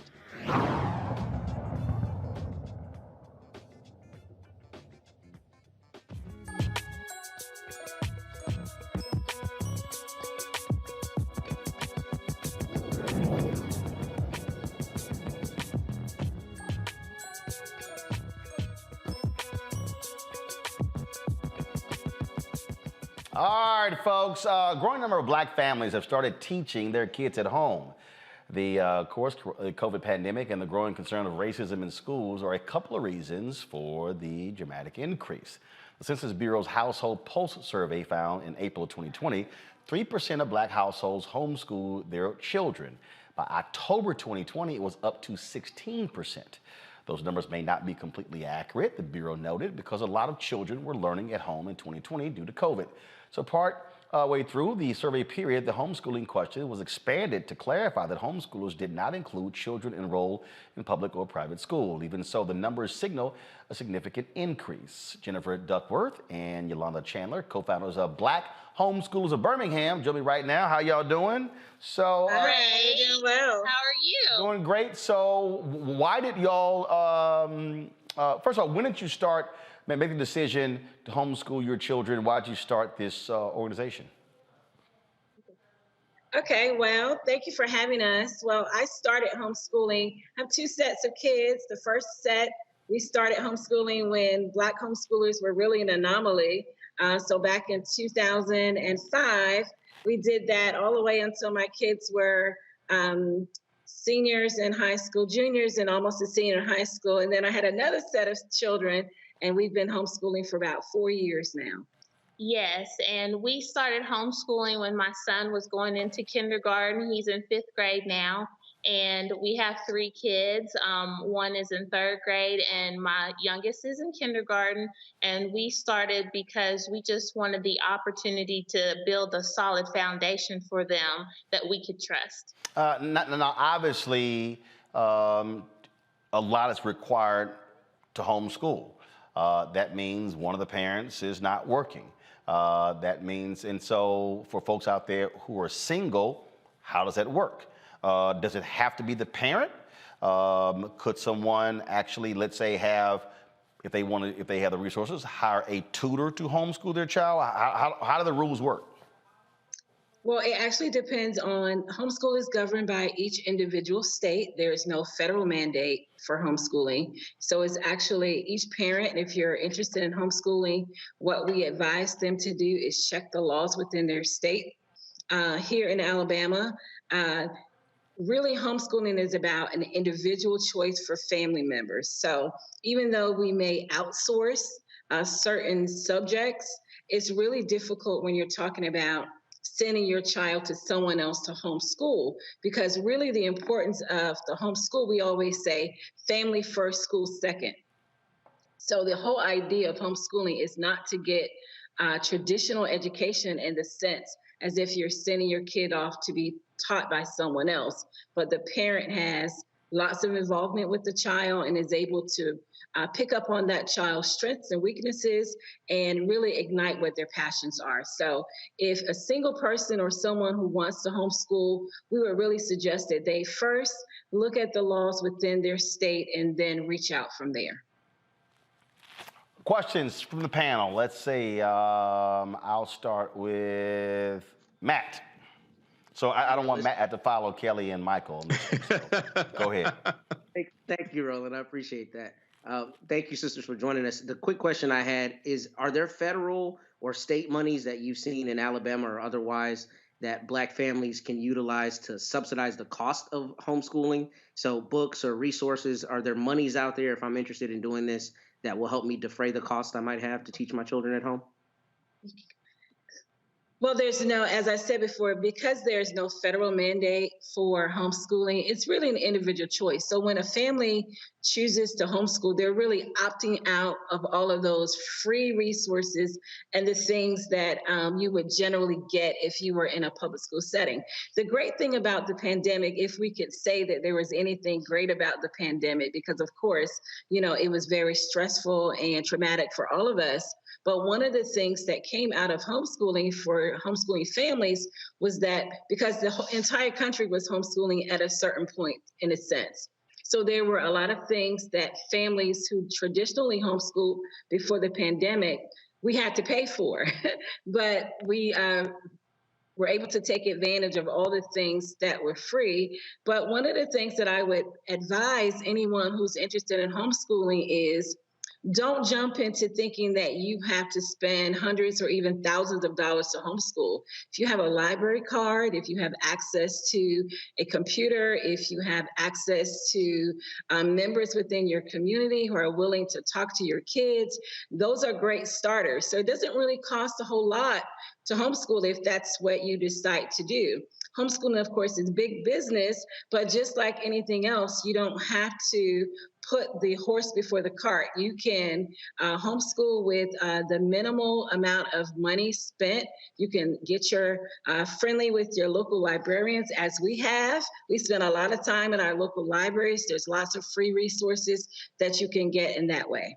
And one thing I might add is the reason why we started the Black Homeschoolers of Birmingham is because Yolanda and I were looking for a community that fit our cultural needs. And from the past 3 years that we have been together, we have had families to step up and actually say, well, hey, I can create a design class, or hey, I can create a debate class, or hey, I can create a music class. So that in itself creates what some might consider a community co-op, and the resources are not as expensive because it's in-house within our own community, and it helps offset the cost, and also it helps with community and the social aspect that most people are hesitant when it comes to homeschooling. So we've had a lot of success, and we're so grateful for our moms and fathers that volunteer within our community. Let's see here. Michael. All right. Hello, Jennifer and Yolanda. This is Michael Imhotep. So thanks for coming on today. Michael, you're going to do a whole damn introduction, man. Ask the question. No, I'm asking the question. Well, Michael, ask the question. Roland, I talked about them. Michael, but you're going to do a whole damn... We got it. No, I'm not. I'm Roland. Roland, come on. I've already said your name. Okay. Only thing your ass didn't give was your zodiac sign. It's Gemini, but Don't let them do you like that, Michael. Damn. Now ask the question. So, what type of resources do you all use when you teach, like history, science? Because that's one of the problems. I speak at a Black Homeschooling Expo usually each year. And this is one of the problems that parents have, trying to find resources, curriculums, things like that, especially when it deals with history. So what type of advice can you give? Well, I could say that, like Yolanda said, we utilize our library a lot. And we have actually started working with our local library to create programs that are specifically for our culture, the Black and Brown community. And they have been so amazing about saying, well, what is it that you need? And we actually did a field trip where we took a tour of our local library, and the librarian told us about the online resources that were available to us. All you had to have is a library card, as well as the in-house resources like the homeschool section that they have. Like, that's another thing. When Yolanda was talking, curriculum is something that we like to say is a tool. So you need to learn what your goal and your vision is for your family and the environment that you want to set up for your children and your family before you just hop into any kind of curriculum, because that's how you lose money, because you're like, oh my gosh, this doesn't work. Oh my goodness, I don't like this. I don't even want to teach it. And so therefore you've wasted like 6 weeks of your study time when you could have gone to the library, or you could have gone to your local Barnes and Nobles, picked out a book, saw if it worked for your family. And if it didn't, you could say, oh, well, that was a library book, so we can return it. And it was not as much in our pocket, because like Yolanda said, we do have to fund that. And if we have those resources, then that helps a lot with the learning process. And let me just add, my first year homeschooling with my oldest son, I had no idea what I was doing, but I knew that he was struggling in school and that I needed to do things differently. So what we did was we focused on 2 subject areas, math and reading. So I went to Barnes and Noble and I got a workbook. We took our time, we worked through that. There's a great program online that you can go to that's free, that provides free math resources. And that's what we did. I didn't know any different. I just knew that my son needed some undivided attention that he wasn't getting in the private school that I was spending so much money sending him to. So I just took my time with him. And that's the beauty of homeschooling, that it's a journey. So we don't have to cram everything into one school year, or separating it into semesters or 9 weeks or whatever. It's really a journey. So if my child really needs extra help with math, then I can take my time and I can do that, and I can zero in on the areas that he needs, and not just going through an entire workbook or an entire textbook because someone else says that this is what my child is supposed to be learning at this stage. And I might add just real quick that that's the beauty of our homeschool community, where I have a Yolanda in my life. I have several other moms who are older in the homeschool journey, and they can say, girl, please do not even waste your time. Right. And then they might also say, we had a lot that we learned from this particular book or workbook or system, and it helps a lot just for us to kind of go on that journey, and we're not alone.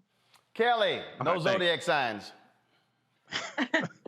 No zodiac signs. But I will say, my experience with homeschooling is a little attenuated in that I have family members who have been homeschooled, and it works. It just plain as day it works. But I do have questions regarding exactly how it works for, and honestly, it's different for everyone. But can you expound upon how to incorporate, if you incorporate standardized testing into your curriculum for your kids, and in the homeschooling co-op that you have? How important is that? And I ask because of the pathway to colleges and things like that. How does that work for those who have been in home, who have been homeschooled? Also, I am aware of some online resources like K12.com. How do you incorporate that into your curriculum with your kids, if you do it at all? Well, K12.com is actually public school, an online public school. It's not really what we consider homeschooling. Yeah. So the whole idea with Hold homeschooling is that hold on 1 second. So K-12 is actually an online charter school. Yes. So in various states, so that's not considered homeschooling. We actually did that for my nieces. They're a publicly traded company as well. Homeschool is individualized households, not tied to a network like they are. That's nationwide. Go ahead. Right. So the idea of standardized testing, it really does not come into play until perhaps when you're getting into the high school level. I have a senior in college right now and a junior, and they were both successful being able to get accepted to multiple schools. And actually the schools were trying to recruit them. And that's the thing that we really want people to understand, is that getting into college is not something that homeschoolers have difficulty doing. In fact, colleges seek out homeschoolers because they've stepped away from a traditional learning, and they are independent learners. They think critically, they are problem solvers, they have experience with speaking with their peers and older adults, whereas, and most of them go into college already knowing what path that they want to do. So when we think about having to do standardized testing, we don't teach to a test or anything like that. We teach our children holistically. We try to ignite their passions early so they'll know exactly what kind of school, if that's their career path, or whether they want to pursue entrepreneurship or vocational training or anything like that.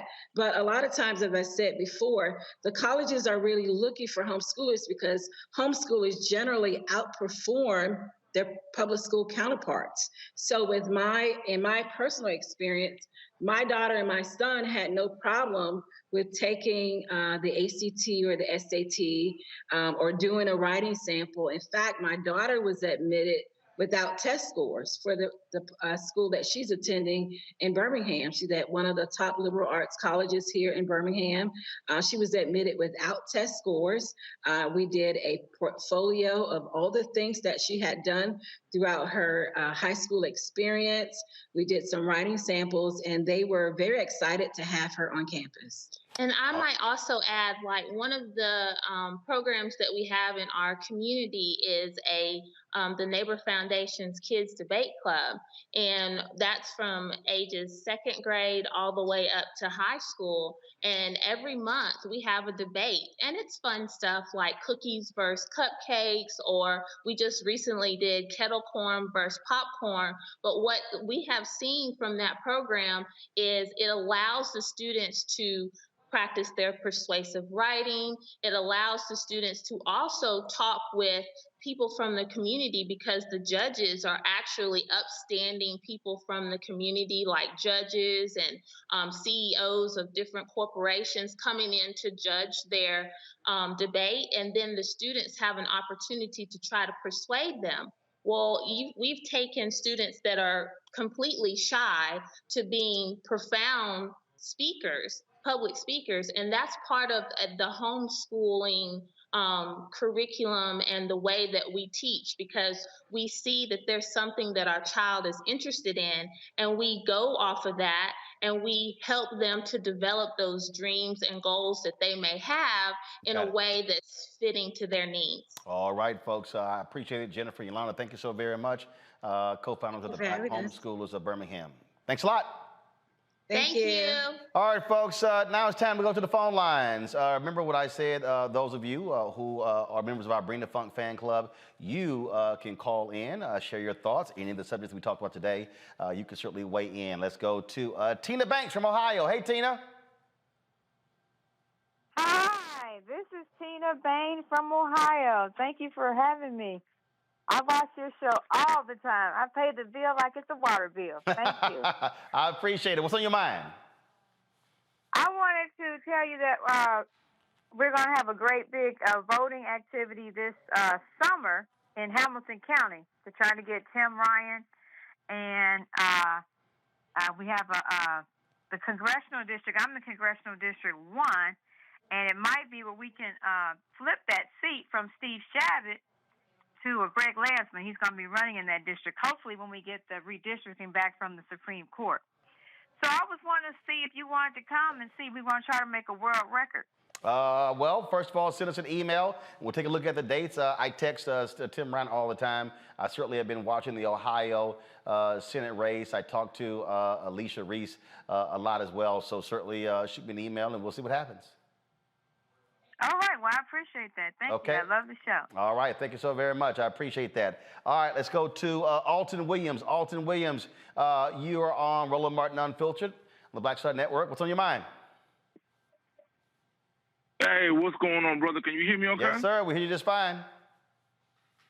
Hey, man, I just wanted to say thank you, man, for what you're doing, man. I'm a big supporter of yours.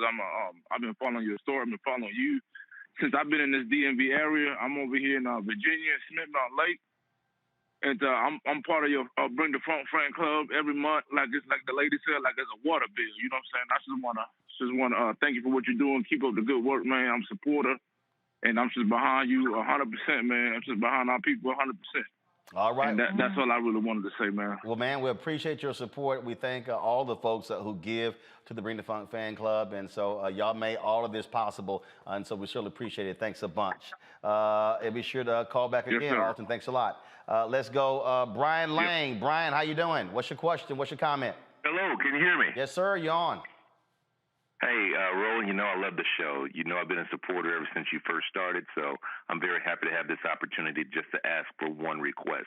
How difficult would it be to include a fact-checking sheet or a sheet that allows us to review some of the information that you and your wonderful host give? For example, I think his name is Michael Imhoff. Michael Imhotep. I'm sorry. Yeah, he's a Gemini. Yes, he was just able to discuss about the how many people Trump had actually put on federal judges, not the Supreme Court, but Mm-hmm. federal judges. Right. Well, it would be great if I knew what source he actually quoted that from. Is it possible to get something like that at the end of the show, where we can look it up ourselves, and for anything that we're interested in finding more information on about it? Because I believe the sources that you give. I just sometimes would just like to know where Michael and other host guests have provided that information from. Yeah, well, I mean, what happens, first of all, I appreciate your call. Thanks a bunch, Brian. I mean, so what happens a lot of times is that, when we are citing information, I mean, again, it's just rolling off the tongue as you're spitting it all out versus pointing specifically. The only issue with being able to have it at the end of the show is, I mean, literally that's hiring somebody to do just that. Because if you look at the amount of information that we cover in a 2-hour period, it's a whole lot that actually goes out. And so that's the only issue there. That's also why sometimes what we try to do is also, when we pull up information, show you where we got it from in terms of, and reference that. And so that's one of the things that we'll do. And so we'll try to keep that in mind. We appreciate it. Thanks a lot. Q Sci-Fi to the day I die. Okay, well, look, everybody, did anybody want to join that little youth group? Oh, here we go. Here we go. Might want to join that little youth group. All right, bro, I appreciate it. Thanks a lot. Take care of you, brother. All right, then. Thanks a bunch. Mark Peters. Hey, Mark, what's your comment? Oh, hello, can I be heard? Yeah, that's why you called in. All right, double brother Roland Martin, first time, long time, support your show all the time. Appreciate it. Quick question for you. A couple of years ago, you announced a debate segment on Roland Martin Unfiltered. I'm wondering, are you going to keep that debate segment on the new format of Roland Martin Unfiltered, only on the Black Star Network? Well, okay, so let me explain. So I announced that because there were a lot of people always talking trash, saying how they want to go up against me. And so I put it out there and nobody emailed. I put the email out, put it on social. So everybody, so it's sort of like the folk talk trash. And then when you show up at their house, knock on the door, they like, I don't know who was using my computer. That wasn't me. And so they get real quiet. And so don't do that. Said again. Well, that's what. But I'm saying that's essentially what it is. And so, look, when I did talk radio, same thing. Folk want to sit here, man. I'm gonna come at you, and it's like, come on. But see, here's the thing that you got to understand, Mark, that people don't realize. It's sort of like you have these people. Matt knows what I'm talking about. You got these wannabe lawyers who got a whole lot to say, and then when they come up against an actual lawyer, and then you just like lightly smack that ass, then all of a sudden they get real quiet. Ooh.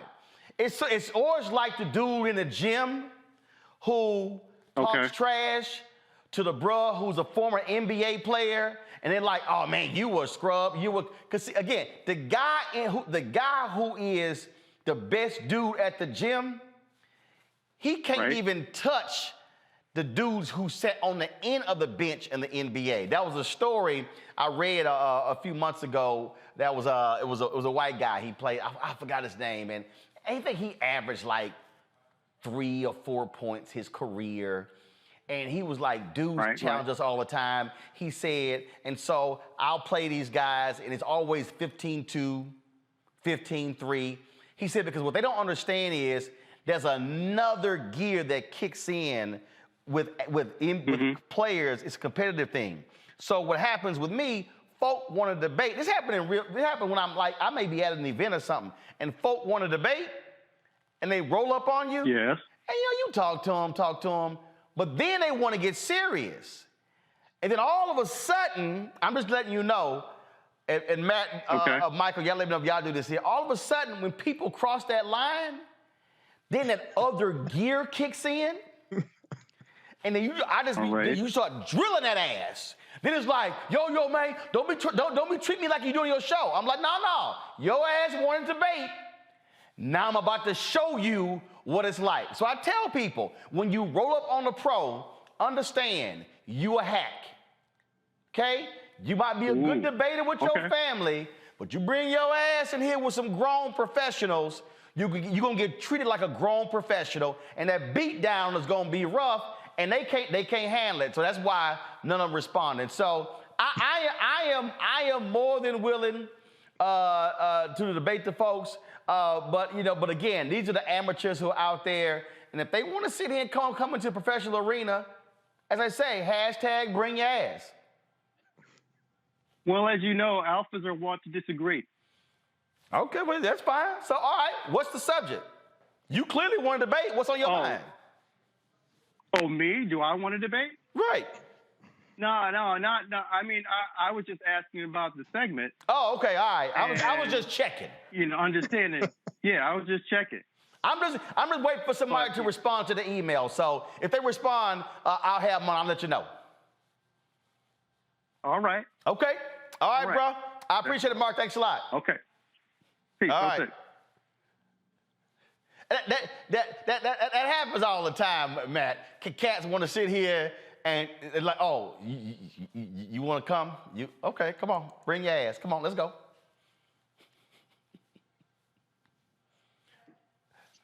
Matt frozen? I think Michael? frozen. Michael, did it happen to you? Yeah, well, that happens, but I provide documentation on my show and my lecture, so that that really reduces that. But the one caller who asked, PewResearch.org, how Trump compares with other recent presidents in appointing federal judges, January 13th, 2021. All right, then. And so let's see here. Let's go to, I'm going to go to, let's see here. Who we got here? Sheila Davis? Sheila? Is Sheila there? Sheila, what's on your mind? Okay, thanks for taking my call. I'm concerned about America, and Biden administration is not doing it fast enough. Okay, I'm concerned about voting rights, of course, and they waited. The Attorney General waited 8 months to file the discrimination suit on Texas and Georgia, from what I understand. And they waited too late. No. Hold up. Again, first of all, they filed the lawsuit after they passed the voting laws. No, okay. He waited 8 months until he addressed the issue. No. Again, let me correct you. They filed a lawsuit against Texas. What kind of lawsuit? No, the Department of Justice filed a lawsuit against the Texas voter suppression law after they passed the law. Matt, you're there in Texas, correct? Yes, I know that, okay? But the Attorney General just filed a discrimination lawsuit against Texas. Did you hear about that? You said, yes, the lawsuit that they filed the lawsuit against Texas saying that the Texas voter suppression law discriminates against people of color. You said they filed it too late. Exactly. When did you want them to file it? And I told, okay, I didn't know that they filed it. I saw it last month, okay? No, it wasn't. You may have seen it last month, but they filed the lawsuit after Texas passed the law. They filed the suit against Georgia after Georgia passed the law. Yeah, and Georgia passed the law in March 2021. Last year. Yes. But my other concern, you corrected me on that, okay? Okay.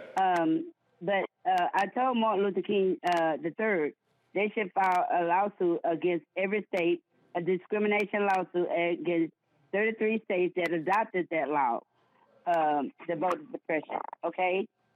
And also...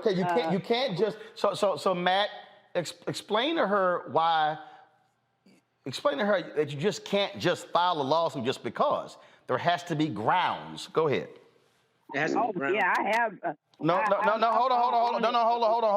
Hold on, Sheila. I want Matt to answer what you just said. Go ahead. Well, there have to be grounds, and there has to be what's called standing. So you have to actually be injured by the law. You have to have an ability to recover something if you file a lawsuit in order to bring a lawsuit is basically how it works. Now, organizations can do that if their members are actually injured or if they are, there's certain elements, but that's essentially how it works. So you can't just say I'm angry about something and file a lawsuit because it'll get thrown out because you won't have standing. And that's basically how that works. Also, there has to be an injury first. So you can file an injunction to try to stop something from happening, but in order for you to file a lawsuit saying you're injured by an actual law, that law has to be passed, which is why the sequence is out how it has been, as Roland explained. Okay. Yeah. All right, Sheila. Right. Wait. Roland. Yes. Hello. Okay. Can Joe Biden increase the Supreme Court nominee? No, he cannot. The only way you can expand this. Hold up, Sheila. Congress has to pass a law in order to expand the Supreme Court. The president cannot sign an executive order to expand the Supreme Court by himself. Okay. Okay, what about expelling them from the Senate? No, you can't. The president can't expel They still anybody. have to have- Sheila. No, not the president. What about Nancy Pelosi? and Chuck Schumer? Sheila. Nancy Pelosi is the Speaker of the House. She does not have any jurisdiction over the United States Senate. Second of all, Nancy Pelosi, as the Speaker of the House, can't expel somebody from the United States House.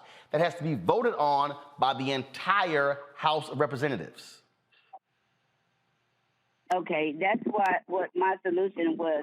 But that's not a solution because it can't happen. One person cannot, we do not have a dictatorship in America. One person cannot. No, I know there's a Constitution, and it's in the Constitution about expelling.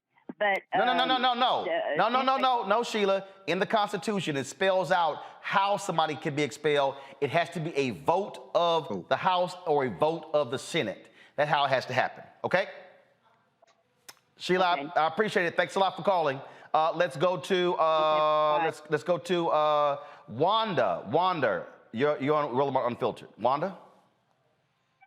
Hey, good evening, Roland, and thank you so much for taking my call. That last call is a perfect example of why I love Roland Martin Unfiltered, because you give us a civics lesson, and I so appreciate it. I just want to congratulate you on the success so far, and I'm really, really looking forward to the other shows, Dr. Carr's show, your wife's show. I'm really looking forward to that. And I just want to say thank you for taking my call here in Florida. The next time you're in Jacksonville, I want to be on that set and come and hang out with y'all if possible. All right.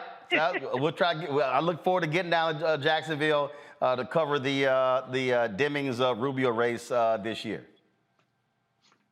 Awesome. Okay, I appreciate it. Thanks a lot. Good night. All right, thanks a lot. I'm going to take a couple more callers before I let folks go. Let me go to Nicole. Nicole, how you doing? Nicole, are you there? I think she's calling from the UK. All right, y'all let me know what's going on there. Let's see here. Let's see here. Linda Williams from Sacramento, California. Hi, Roland. How you doing? Great. I'm here. What's your question? A couple of things. The first one is our president in his press conference a couple of days ago made a statement in saying that he is being treated in his first year worse than what Barack Obama was treated. But yet he forgets that the Affordable Care Act received, I believe, not one vote from the Senate or House. And that was the biggest legislation in his 8 years. So to me, he should have been fact-checked on that. Okay, hold on. But that's not, okay, he said how he's been treated. What is that? I mean, what is your complaint? My complaint is Obama was treated just as worse, if not worse.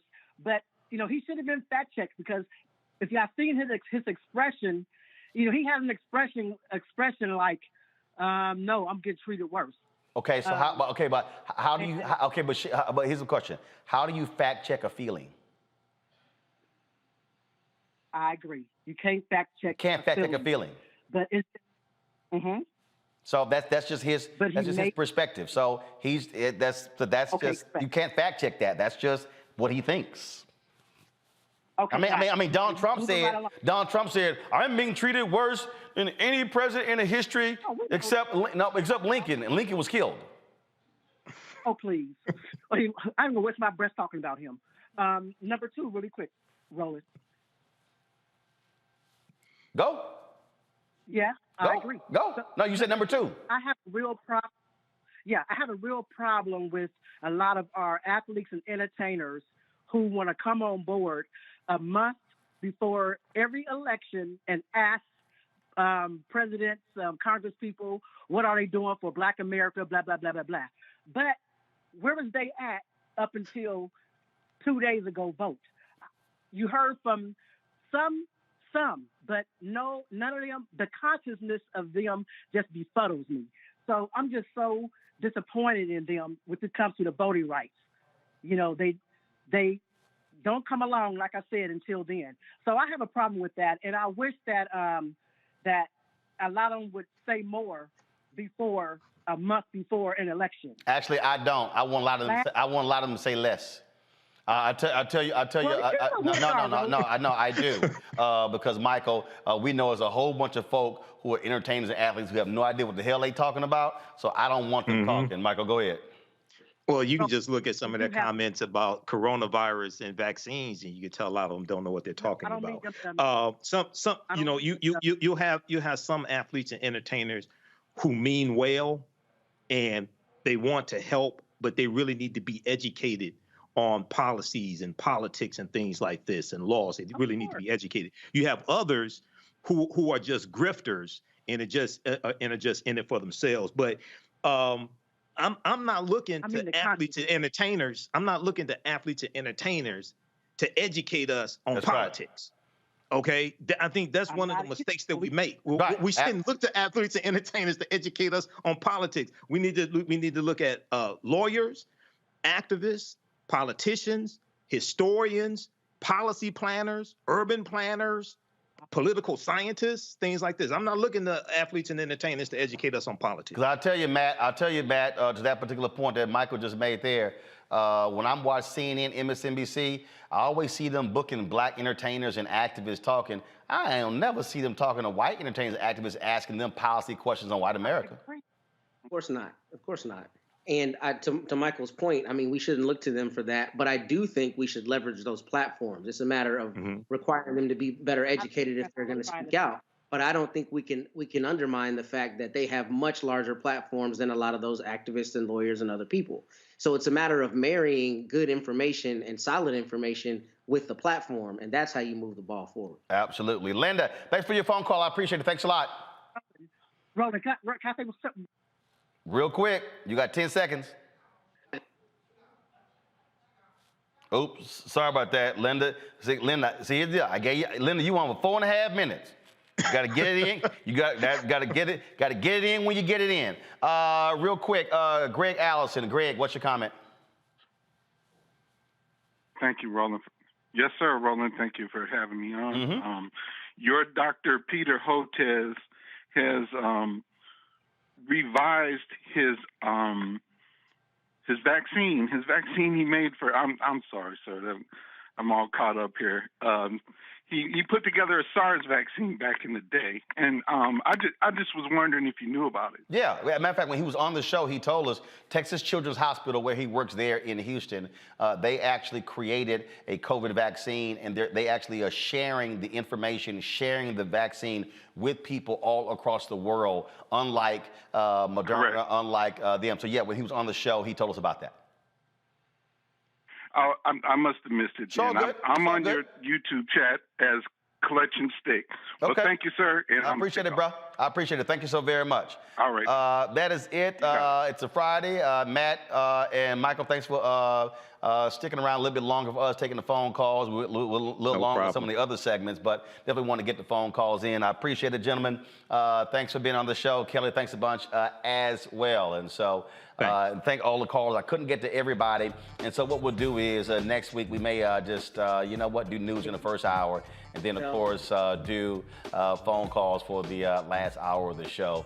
And again, so we're going to be incorporating calls into the show, not just once a week, but multiple times in the week. Before we go, though, folks, we do have a passing of a couple of our African-American elders who have now moved on to become ancestors.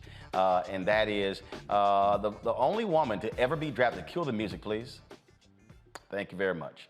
Folks, Lucia Harris, you might not know that name, but she was a tremendous athlete. She holds several firsts in world basketball. She was the first woman to be drafted by an NBA team officially, the first woman to score in an Olympic game. In 1992, became the first black woman inducted into the Naismith Basketball Hall of Fame. She was a 1976 Olympic silver medalist and helped Delta State University win 3 straight national titles in the 1970s. The family released the following statement. We are deeply saddened to share the news that our angel, matriarch, sister, mother, grandmother, Olympic medalist, the queen of basketball, Lucia Harris, has passed away unexpectedly today in Mississippi. The recent months brought Miss Harris great joy, including the news of the upcoming wedding of her youngest son, and the outpouring of recognition received by a recent documentary that brought worldwide attention to her story. She passed away at the age of 66. Actress and singer Carol Speed, most known for her roles in a handful of 1970s films, died at the age of 76.